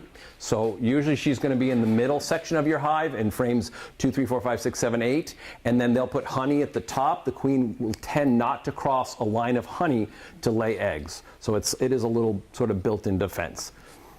Okay. And the reason you don't want your queen, I might as well tell you now, the reason that you don't want your queen up in your honey supers is your honey supers would start looking like this. And then when you go to store your honey supers for the winter, there's a little pest that you'll learn about next week called the wax moth. The wax moth feeds on the protein that is the, what's the word? The cocoon. The cocoon of the bees that were laid in that cell. It's actually a protein. So the wax moth in its larva stage, or whatever, in its stage, not larva, pupa, moth stage, is going to go around and try to get in there and lay eggs, and then you're going to have wax moths in all of your honey supers. So try to keep your honey supers as pure, and the wax will stay white. I have honey supers that are 10 years old. There's a honey super frame there, just compare that on the top. No, on the triple decker. Oh. So that's a honey super that a queen has never laid in. This one looks like there hasn't been any queen in here either. Do you have one that there's been one in? No. No. No. No. Age. Yep. This one might have had.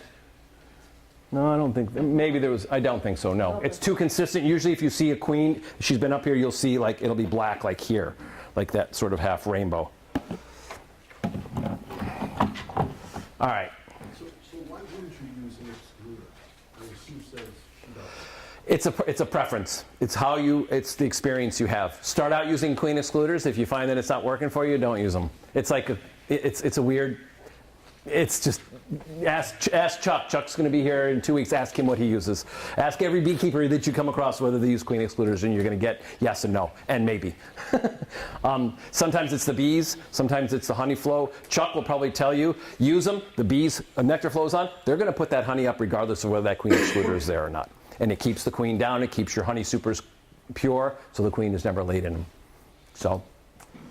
I've experimented with them. I've taken plastic ones and cut out the edges of them on the side because they tend to go up the side and the queen won't go up through the middle. I've done that with some of them too, and that seems to work. Again, it has to do with nectar flow, number of bees, and what's going on. So now let's talk about the actual equipment. We have a hive stand. The hive stand we do not have here tonight. You can buy this or you don't have to. I like them. They're an awesome, it's got a landing board on it and an angle where the bees can go up to here, and then they're actually going to go into the entrance of the hive down there. So this piece of equipment goes underneath your screened bottom board, or your IPM screened bottom board. IPM is Integrated Pest Management, which is pervasive throughout most agriculture. It's an integrated pest management. This is part of it. There is a screen. Sue, do you want to? Yeah, I'm gonna do it. Yeah, you got it. There is a plastic insert that goes underneath that, and there is a screen at the bottom of this. We used to use solid bottom boards, but it's not very good for ventilation when you have a solid piece of wood. Yep. And what happens is when the bees are moving around and they're doing some cleaning and stuff, the varroa mites will actually fall off of the bees, and they will go through this screen and go to the ground. If we didn't have this screen bottom board, they would actually crawl back up onto the up into the hive and onto the bees. So that plastic insert is what I talked about earlier. All sorts of stuff that's going on in the hive will drop down to that plastic insert, and you're going to want to take a look at that. It's a good way to inspect for mites. Get yourself that magnifying glass, because mites are really, really tiny, like a little brown, half a sesame seed, dark brown little creature. And you'll be able to see them on that board along with all the other stuff that's dropping out of the hive. Yep. Next, we have, hold on, the deep hive body, or what else is it called? No, brood chamber. It is not a super unless you want to break your back. It is a brood chamber. Deep hive body or brood chamber. Deep frames. I'm going to have Janice step up in a couple of minutes, and we're going to talk a little bit about foundation, and she's going to give you her experience and her opinion with foundationless. Okay. Let's see. All right, so those are your deep frames. You'll notice here that these are black plastic, and there's a reason why you use black plastic. They coat that, it's a hexagon shape, all over that, and printed on that plastic, and it's coated with beeswax. It's really good for seeing your eggs when you're learning to become a beekeeper. Also, the wax doesn't warp or melt in the heat. Is that me? No. Nope, that's me. Oh, it is, okay. You can buy it assembled, you can buy it unassembled. It's so easy, you just pop it right in. There's no pins, no screwing, no wiring, nothing to be done. In the old days, we used to actually teach you how to build these frames and then how to wire wax foundation in there. Everybody save on time. It takes a lot of time to wire and wax and wire foundation. Do you use new foundation in your honey supers every season, or do you Nope. just put the old stuff back? Old stuff back. Yep. Yep, those honey supers will be gold to you if you get them to draw out honey supers. You will have those for your entire beekeeping career. They will not go bad unless something gets damaged. Yes? Is that the same thing with the brood frames, where they, once you have them, you got them forever? Pretty much, yeah. I mean, you're going to want to call them out every 5 years. You'll yep. Just pull them out and put new ones in. Because they get old, they get damaged. If you're using plastic, you can probably hold them off. Well, it depends. I try to... Pressure washer them? No. So then pop these out and put new ones in. Or just get a whole new thing, because once they've started building out, it's all going to be covered in wax and propolis and stuff. To try to pop out that plastic foundation is going to be really hard and put it back in. I did that one year. It was a disaster. Just buy new frames and new plastic. It's really that simple. All right, medium hive body. What else is this called? Honey super and? No. Oh, attic. Smart Alec. Attic and, I heard it, brood chamber. Which is right here. Oh, wrong way. Yep. Medium frames. Now, if you're going to use your medium for brood chambers, we suggest the black plastic. For your honey supers, use the white plastic. You don't need to see it. Oh, here's the queen excluder. So that's a queen excluder. Calibrated wire mesh thing that only lets the worker bees up through it and keeps the queen below it. Yep. Inner cover. If you'll notice, Sue, show them the notch. Notch is always up and to the front of the hive, and there's lots of reasons for that. One, it creates an airflow. Two, it's another entrance for the bees to come into. And in the winter, some people flip it upside down. Doesn't make any sense to me, but this way it creates an airflow. The air comes up through that hole in the middle and then goes out that little hole that's in front. Oops. Telescoping outer cover. For the life of me, I don't know why they call it telescoping. I guess because it fits over the thing. I never understood that term. I never got a clear explanation of it. Is there a reason why they're flat and not pitched roof? You can have a pitched roof. They make pitched roof ones, like this. I'm just curious because Yep. it could rain and everything else. If the top starts to get a little damaged, the rain should get inside.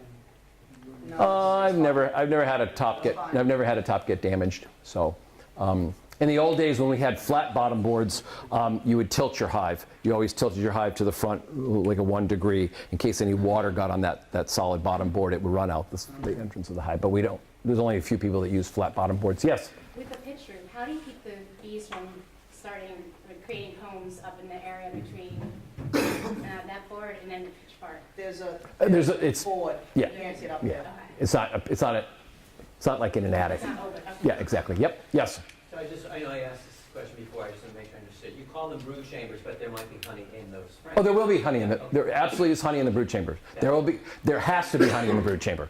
There will be honey, pollen, and brood reared in that brood chamber. Brood in the honey soup. Correct. And so the white is because you want to, I missed that, why white? Well, so if you're gonna, white because it's opposite of black, and white if you're gonna do mediums, you want your brood chamber frames to be black, and you want your honey supers to be white, just so you know what you're doing. Yep. Yeah. More questions? Okay. Frame perch. Let's. I have it. Oh, okay. I don't know if you remember last week I talked about like buying equipment. Hive tool, bee brush, and frame perch. You don't need anything else, and a smoker. You don't need anything else. I'll tell you which hive tool to buy too. I don't like either one of those. But guess what? Someone's going to get them. The one on the right, in Sue's right hand, is an awkward piece of equipment. The other one is a standard hive tool, and you can never have too many hive tools. I think I have like 6 or 7. So before we go too much farther, I want to let Janice come up and talk a little bit about foundationless hive. So far up to now, we've talked about plastic. We're not even recommending beeswax foundation. Maybe I'll come up in the frames in a little bit, but beeswax foundation is very fragile. And when you're installing, 1 second, Janice, when you install your hives in the spring and it's cold out, that beeswax can actually crack or break. In the summer, if you put a new frame, you want the bees to build it out, and it's 90 degrees out, that wax can warp right in that frame, and what are the bees going to do? They're going to build their comb like this instead of nice and straight. So the black plastic or the white plastic, you'll end up with much better built out frames. You on that? Okay. Yep.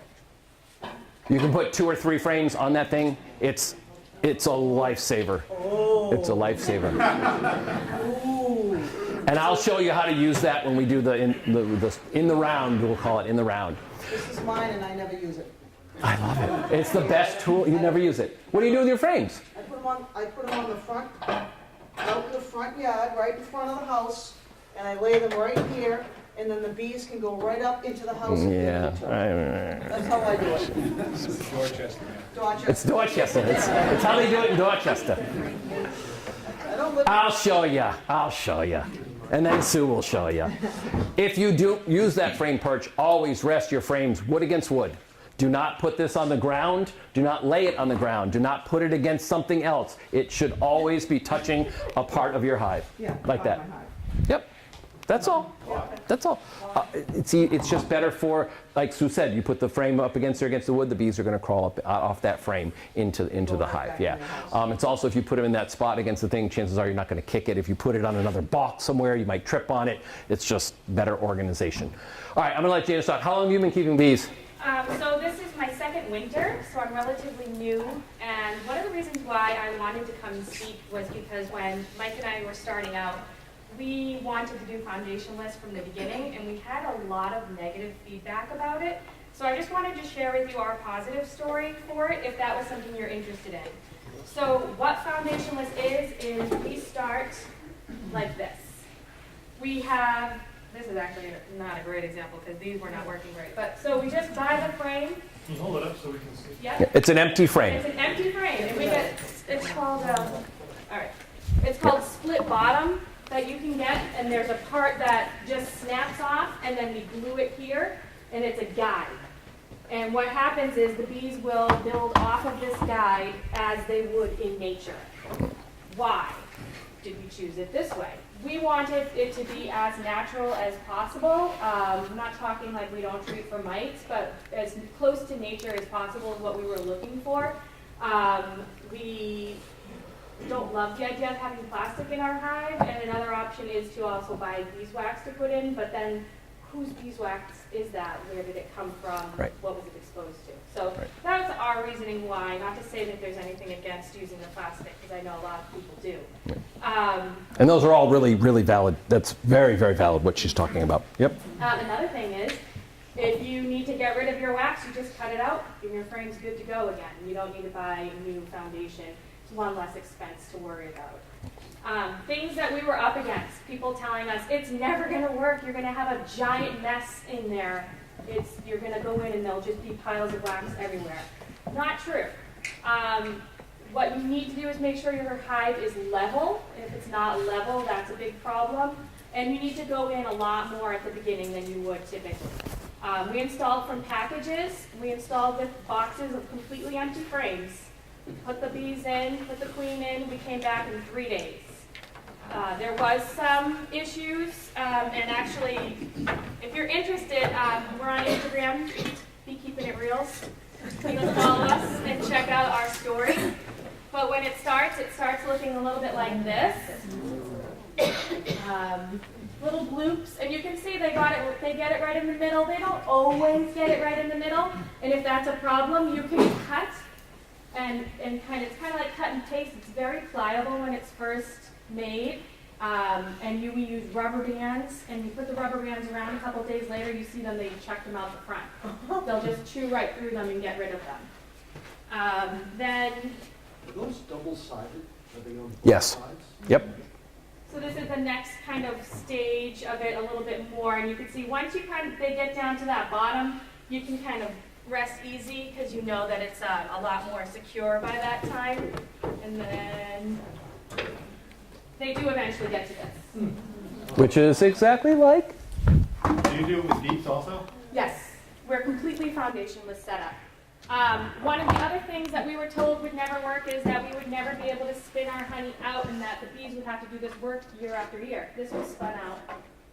It's fine. You just need to be gentle. You have to be gentle. And an advantage is we sell comb honey, which is very rare. A lot of people don't have it. It's delicious. So we just take Does everyone know what combed honey is? Okay, it's honey and comb, and they cut it out. It's all capped off, and you eat everything, the wax and the honey. So we just pull this out. It is take a phenomenal. knife, and we do cut, cut, cut, cut. Get these really nice boxes. Done. And it's really delicious, and it's something that people will pay a premium for because it's very rare. And it is rare. Yep. I only know. What's that? I don't have to say. Yep. They make some other frames that are called Ross rounds, which actually have a round thing already built. The bees build the wax out in that round thing, and then you just take that and pop that out and put that in a round thing. Or they make a cutter that makes a square. You can like punch the frame, kind of cut it. Yeah. Nice. Yeah. But less is more. Less is way more. People want you to buy all these things. You're going to be told, you need this product, you need that product. You can probably invent most of the products that you need for the hive. Yep. I will answer some questions. I just want to finish my quick thought here, and then I'll have some questions. One of the other things that we were told would never work is people said, well, okay, maybe, but you should do foundationless empty, checkerboarded. Yeah, we said no, we're not going to do that. We're gonna try it our way, thanks. And it worked. It worked fine. We didn't need to checkerboard it. We felt if we checkerboarded it, then they would just build off of this frame all the way over to that frame, and that would be worse. So I just wanted to let you all know it is possible. If it's something that you're interested in, you can reach out to us. We're actually the librarians for the club, so you'll see us at the meetings. Yep. And like I said, we're Beekeeping It Reels on Instagram if you are interested in following our story. Did you do this your first year? Yes. Okay. Right So you've never used any foundation at all for any of your hives? Cool. Awesome. Yeah. Yep. So it can take longer to get set up because they do require more resources to build the amount of wax. But we were able to install a package May 1st and be able to overwinter successfully 3 hives. So it was possible for sure. And then during the honey When they want to flow, build wax, they'll build Yeah, During yeah, the honey flow exactly. last year was an insane honey flow. We were like way taller than me. They just kept every day we had to check and the box would be full, and it was just crazy. It was. What can go wrong? What can go wrong? It can go wrong. So Mike, I do a lot of the manipulation of the wax when it does go bad. And so they will build not down the guide, they'll build down the guide and then over to the next frame. Yeah. Or over the next frame and over the next frame and over the next frame. And so I've had to pull 4 frames out at a time out of the hive and then cut it off and squish it back in. But that's like, if you do foundationless, you have to be on top of it when they're building comb. Because when it gets to 4 frames, I mean, It's a mess. It's a mess to get it back. Yeah. But if you stay on top of it, you can tell when they're starting to go off. You can catch put it back. Yeah. And how often are you going in? Every week. They can also do that, believe it or not, they can also do something similar to that if you have foundation. They could decide, well, I don't like this little part of the foundation. They'll start building comb off that plastic foundation. So now you've got like 2 layers of foundation on one side of the frame. And so they can make a mess of things. And so, but with you, you have to cut that off. I have to cut that off. With me, I just squish it back. You just squish back, yeah. I just put it back where it goes. And the biggest thing that I can say to that, or actually, is just be careful when you're doing any manipulation of the comb like that, because you could make sure the queen's not in there. You got 4 frames, you pull up, make sure that queen's not in there. You start squishing. You know what the percentage is of people who use foundationless? It's pretty rare. Yeah. I feel like there is a lot of negative connotation to it, which I don't really understand why. And we did a lot of research on YouTube before becoming beekeepers, and we found this one vlog that we followed. And we really liked what the guy had to say, and so we decided to just try it and see. And we said, if it's impossible, we'll switch. But it really was very manageable. So. There isn't. Go ahead, answer questions. This isn't deep though. This is a medium. So when you were talking about that, I'm like, I have a medium. Oh, nice. This is our honey super. Did you choose mediums because they No, we can do a make 2 deep. more? We do a 2 deep setup. This is our super. So this is for our honey. Only for our honey. Now, you mentioned that you added more boxes if there was a good honey flow. Is there a reason for harvesting all your honey at the same time and not adding more boxes? If you added a couple and then you take one down and harvest it? And Why not just leave it till the end of the summer? Yeah, because you said you kept adding. Yeah. Oh, well, we added. It has to be capped before you can take it. You have to So wait we till haven't the honey gotten gets all there yet. But also honey that's made in spring is different than honey that's made in the fall. It goes from a pale yellow all the way down to a dark molasses color. Basically, So capping it towards the end of the season, so that's when you can harvest it anyway. And if you only have a couple of frames, a couple of honey supers, you'll pull those honey supers, you'll extract those, you put those honey supers right back on, they'll fill them out, correct anything you've done, and recap them off. So that's what I did my first couple of years, is I didn't have a lot. So, As long as it's capped, you can take it. Yep, exactly. Yep. So I remember said in the old days we had them stacked up high. It's hard to do. And this year was phenomenal. There was a good honey flow this year. Yes? Were you able to harvest your first year? No. And if we were, we knew heading out that we weren't going to. We wanted to make sure that they were set up. And our biggest priority was just building the wax that we needed in our deeps. Yeah. It's invaluable. You did more than 1 hive? 2, yes. You did 2? Your first year? We did 2 our first year. 1 swarmed, we caught it, and we overwintered 3. You didn't consider doing 1 frame with 1 frame Swarm the first year? insurance? Yeah. I'm sorry? Did you consider 1 frame, one with a foundation, one without a foundation? No, that Just never as crossed our insurance? minds. So you're No. all in right up front? Yeah. I do know that this beef log guy that we followed did experiments with putting in both foundation and foundationless, and he said every time they would go to the foundationless frames first and build those ones first. If you ever see pictures of cutouts where bees take over your house and they'll go like in the wall, they build comb like crazy. They just, if they have the will to build the comb, they will build it. It's not as like, people worry they're not going to have enough time to get the comb built. It's the nectar flow. Always dead level, never on a tilt? To build, when they're building their comb, you want it level so that they build their comb level. But then you put it on a little bit But of once it's already built out, then You don't need to put it on a tilt. incline, a little bit of... There's no reason. No. There's no reason. Nope. In the old days, there was. But you have the screen bottom board, so there's no reason for a tilt. I mean, it's going to happen because it's hard to get a hive level. More so level side to side. than front to back. Yeah. Front to back, they're just building with gravity going straight down. So if it's side to side, not level, they're going to end up on the next frame over. Oh, good But point. if there's tilt forward to front to back along the frame, then they're going to end up on the frame. Be keeping it reals. The one that you were looking at. Oh, the guy. He's called the Bee Vlog. Vlog. V-L-O-G.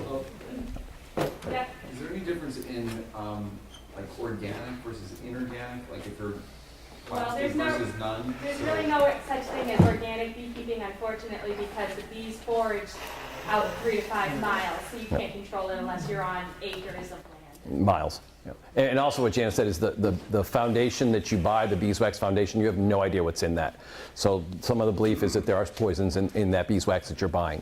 So hers are, there may be some poisons because they're out foraging and they're ingesting it and who knows, but it's a lot more pure than what you're getting that's processed. Know where it came Yeah, exactly. Yep.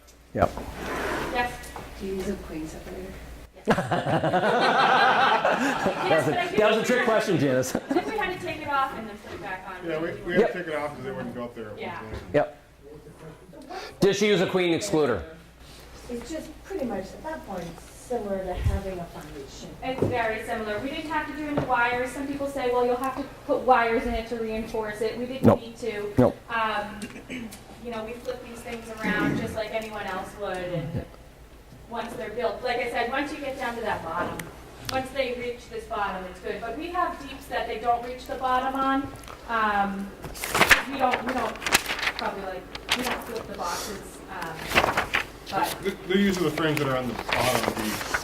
they don't go all the way down to the bottom. We don't have this ladder rack. Okay, can we hold the questions? Yeah. Because we got more to cover, so yeah, awesome. Thank you. Yeah, thank you very much for coming in. That's awesome. There's also another type of beekeeping or another type of hive called a top bar hive, which is very similar. So the only thing you're using is actually the top bar, and they're specially cut and everything. And then they go in the hive goes long like this, and you put the top bars in like this, and the bees build the frames out, the comb out in a trapezoid, because that's the shape of the hive. So that's a whole nother game. We've got a few things to do before, and we only got a few minutes left, so I'm going to try to go through all these. Frame perch. Entrance reducer, very important words here. It is an entrance reducer. It is not a mouse guard. It is an entrance reducer. And this reduces the size of the entrance. There are 3 parts to it. 1, that little notch, this little notch, and then you can have it out all the way. This you're going to use when you have 1 brood chamber. When you go to 2, you're going to put it to this, and when they're done building those 2 out, you're going to pull it out all together. You only use that in the spring, and all the bee suppliers have it. Get it. It's definitely worth it.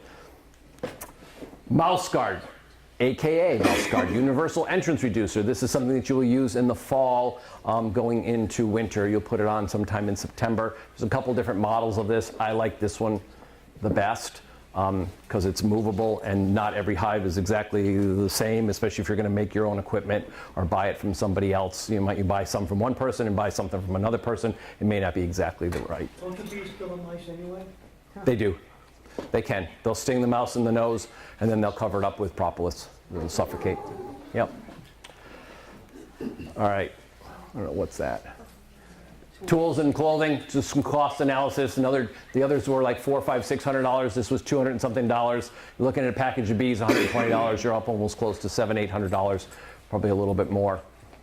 Bee brush. It's a handy tool to have. Can't say I use it a lot, but it's definitely a handy tool to have, especially if you want to brush the bees away and you want to really look closely at those frames. Yep. Or you want to brush them off your inner cover or your outer cover. It's a good tool to have.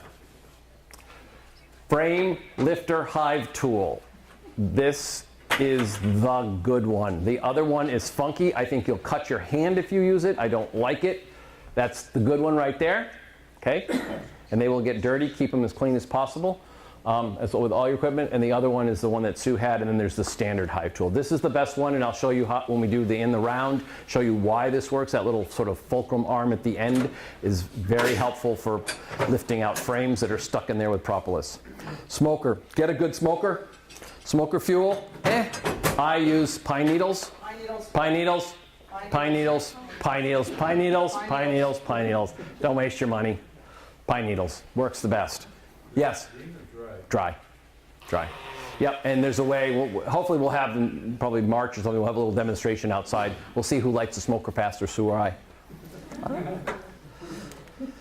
Uncapping fork. This is not a scratching fork, it is an uncapping fork. You will use this to uncap your honey supers. It is the only tool that I use. It is the only tool that I use. I do not use anything else. I do not use any of these, though I hear this one is quite good. These are knives, unheated, heated knives. I just can't do it. I can do two sides of a frame. There's a whole way to do it. Lift the caps right off over a dish, and you'll learn all about that when we do extraction. That is my favorite tool, though I have heard, like I said, this is supposed to be a really good one. You roll it across it, and it sort of perforates all the... With that one, you don't get any wax cappings. Okay. Yep. Protective gear. We could probably spend a bunch of time talking on this. Here are some examples. These are jackets with veils already attached. This is just a veil that goes over. I tend to use this type. I have a long sleeve white shirt, and I wear Carhartts with boots and straps around my ankles. Sue's going to demo. Yep. You got to experiment what you're comfortable with. Remember that if you leave any space open or a zipper open or something not attached properly, the bees will find that space and find a way into your veil. So they're looking for bear skin? Bear skin, yeah, pretty much. Bear skin. This is a summer ventilated jacket. Yep. I recommend that you get a summer ventilated jacket over a straight jacket. It's hot. It's hot. In the summer. In the summer, You're going to sweat. And even in the winter, this keeps me warm. So get yourself a good something. Goatskin gloves are the best. They do make them with ventilation. They do make them with ventilation on the edge. They're going to get all propolized and nasty and dirty like that. You can throw them in the washing machine, as you can throw your jacket in. Actually, if you've been stung a lot, my advice is to throw your clothes, all your clothes in the washing machine to get the scent of that sting from that bee off of you. Rubbing alcohol is a good idea when you're gotten stung a lot. It masks all the scents that are out there, especially if you have a lot of work to do and you need to continue. Some people rub it all over their hands. I don't use it. Some people rub it on their hands and go without gloves. Oh. Ooh, we're going to learn about that. I'm going to encourage you to go gloveless in the spring at least. And then as the season gets more complicated and there's a lot more bees, it's okay to put your gloves on. You'll see some fun pictures at some point. Beekeeping supplies, national suppliers. We used to have a lot of really good suppliers. There are still a lot of good national suppliers out there, but we have local suppliers that are really good. We've got Todd Barker, we've got Chuck Woods, we've got Franklin Honey Company, we've got Tingsboro, Rick Rowe up at New England Beekeepers. We've got, I think Dan Collins sells equipment. So there's a lot of local beekeepers that are, and they're beekeepers, that are making and selling equipment. Man Lake is one, that's a national one. Brushy Mountain is no longer in existence. And then there's Better Bee, which is just over in New York. They're a great company. They have great shipping, it's one-day shipping. And they've got great prices, great customer service. But again, try to buy as local as possible. Woods Bees, Brushy Mountain, we need to get that out of there. I already talked about Man Lake, makes some great extractors. Bee School packages for 2019. Thank you, Dave. I am going to encourage you to only buy packages. I am going to discourage you from buying nukes. Nukes are an established hive with 5 frames and a queen. You are a beginning new beekeeper. Those bees already know what they're doing. You put those 5 frames into a full frame, those bees are going to take off. You are not going to know what's going on. I've had more beekeepers freak out when buying a nuke, and they're like, oh my God, what do I do now? Because they will explode. You need to learn at the same pace that they need to build out their equipment, and you need to learn together. And so it's a much slower pace, and it's a much better place. Suggest 2 hives. And if you want to talk to any of us about that, package of bees is 3 pounds of honeybees, 1 queen in a cage. There may be a can of syrup in there to feed them. That is not the queen of those bees. They make time to get used to each other, and we will show you how to do that when we talk about installation. That is a package of bees. That's 13,000 bees, a little cover. Inside of there is a quart can of sugar syrup and the queen cage. That is 300 packages. And a nucleus, explain to you, it's 5 frames with the queen already established, already going. You put them into a deep, and they're gonna build out, and they're gonna be way, way ahead of you, and you're not gonna know what's gonna happen. That was the aggressive nukes. That was Sue's first year.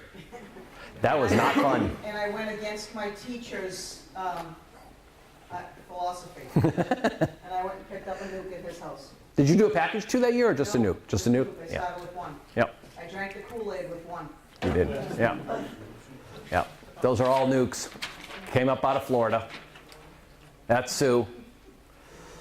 B packages, B nukes, Merrimack Valley apiaries, nukes only, Woods bees, 3-pound packages of Italians with Mark Queens, as well as Todd Barker also has the same. And that is it for the night. There is a test on the website. I think it's in your book. Please take that test. If we have time next week, we'll go over those answers.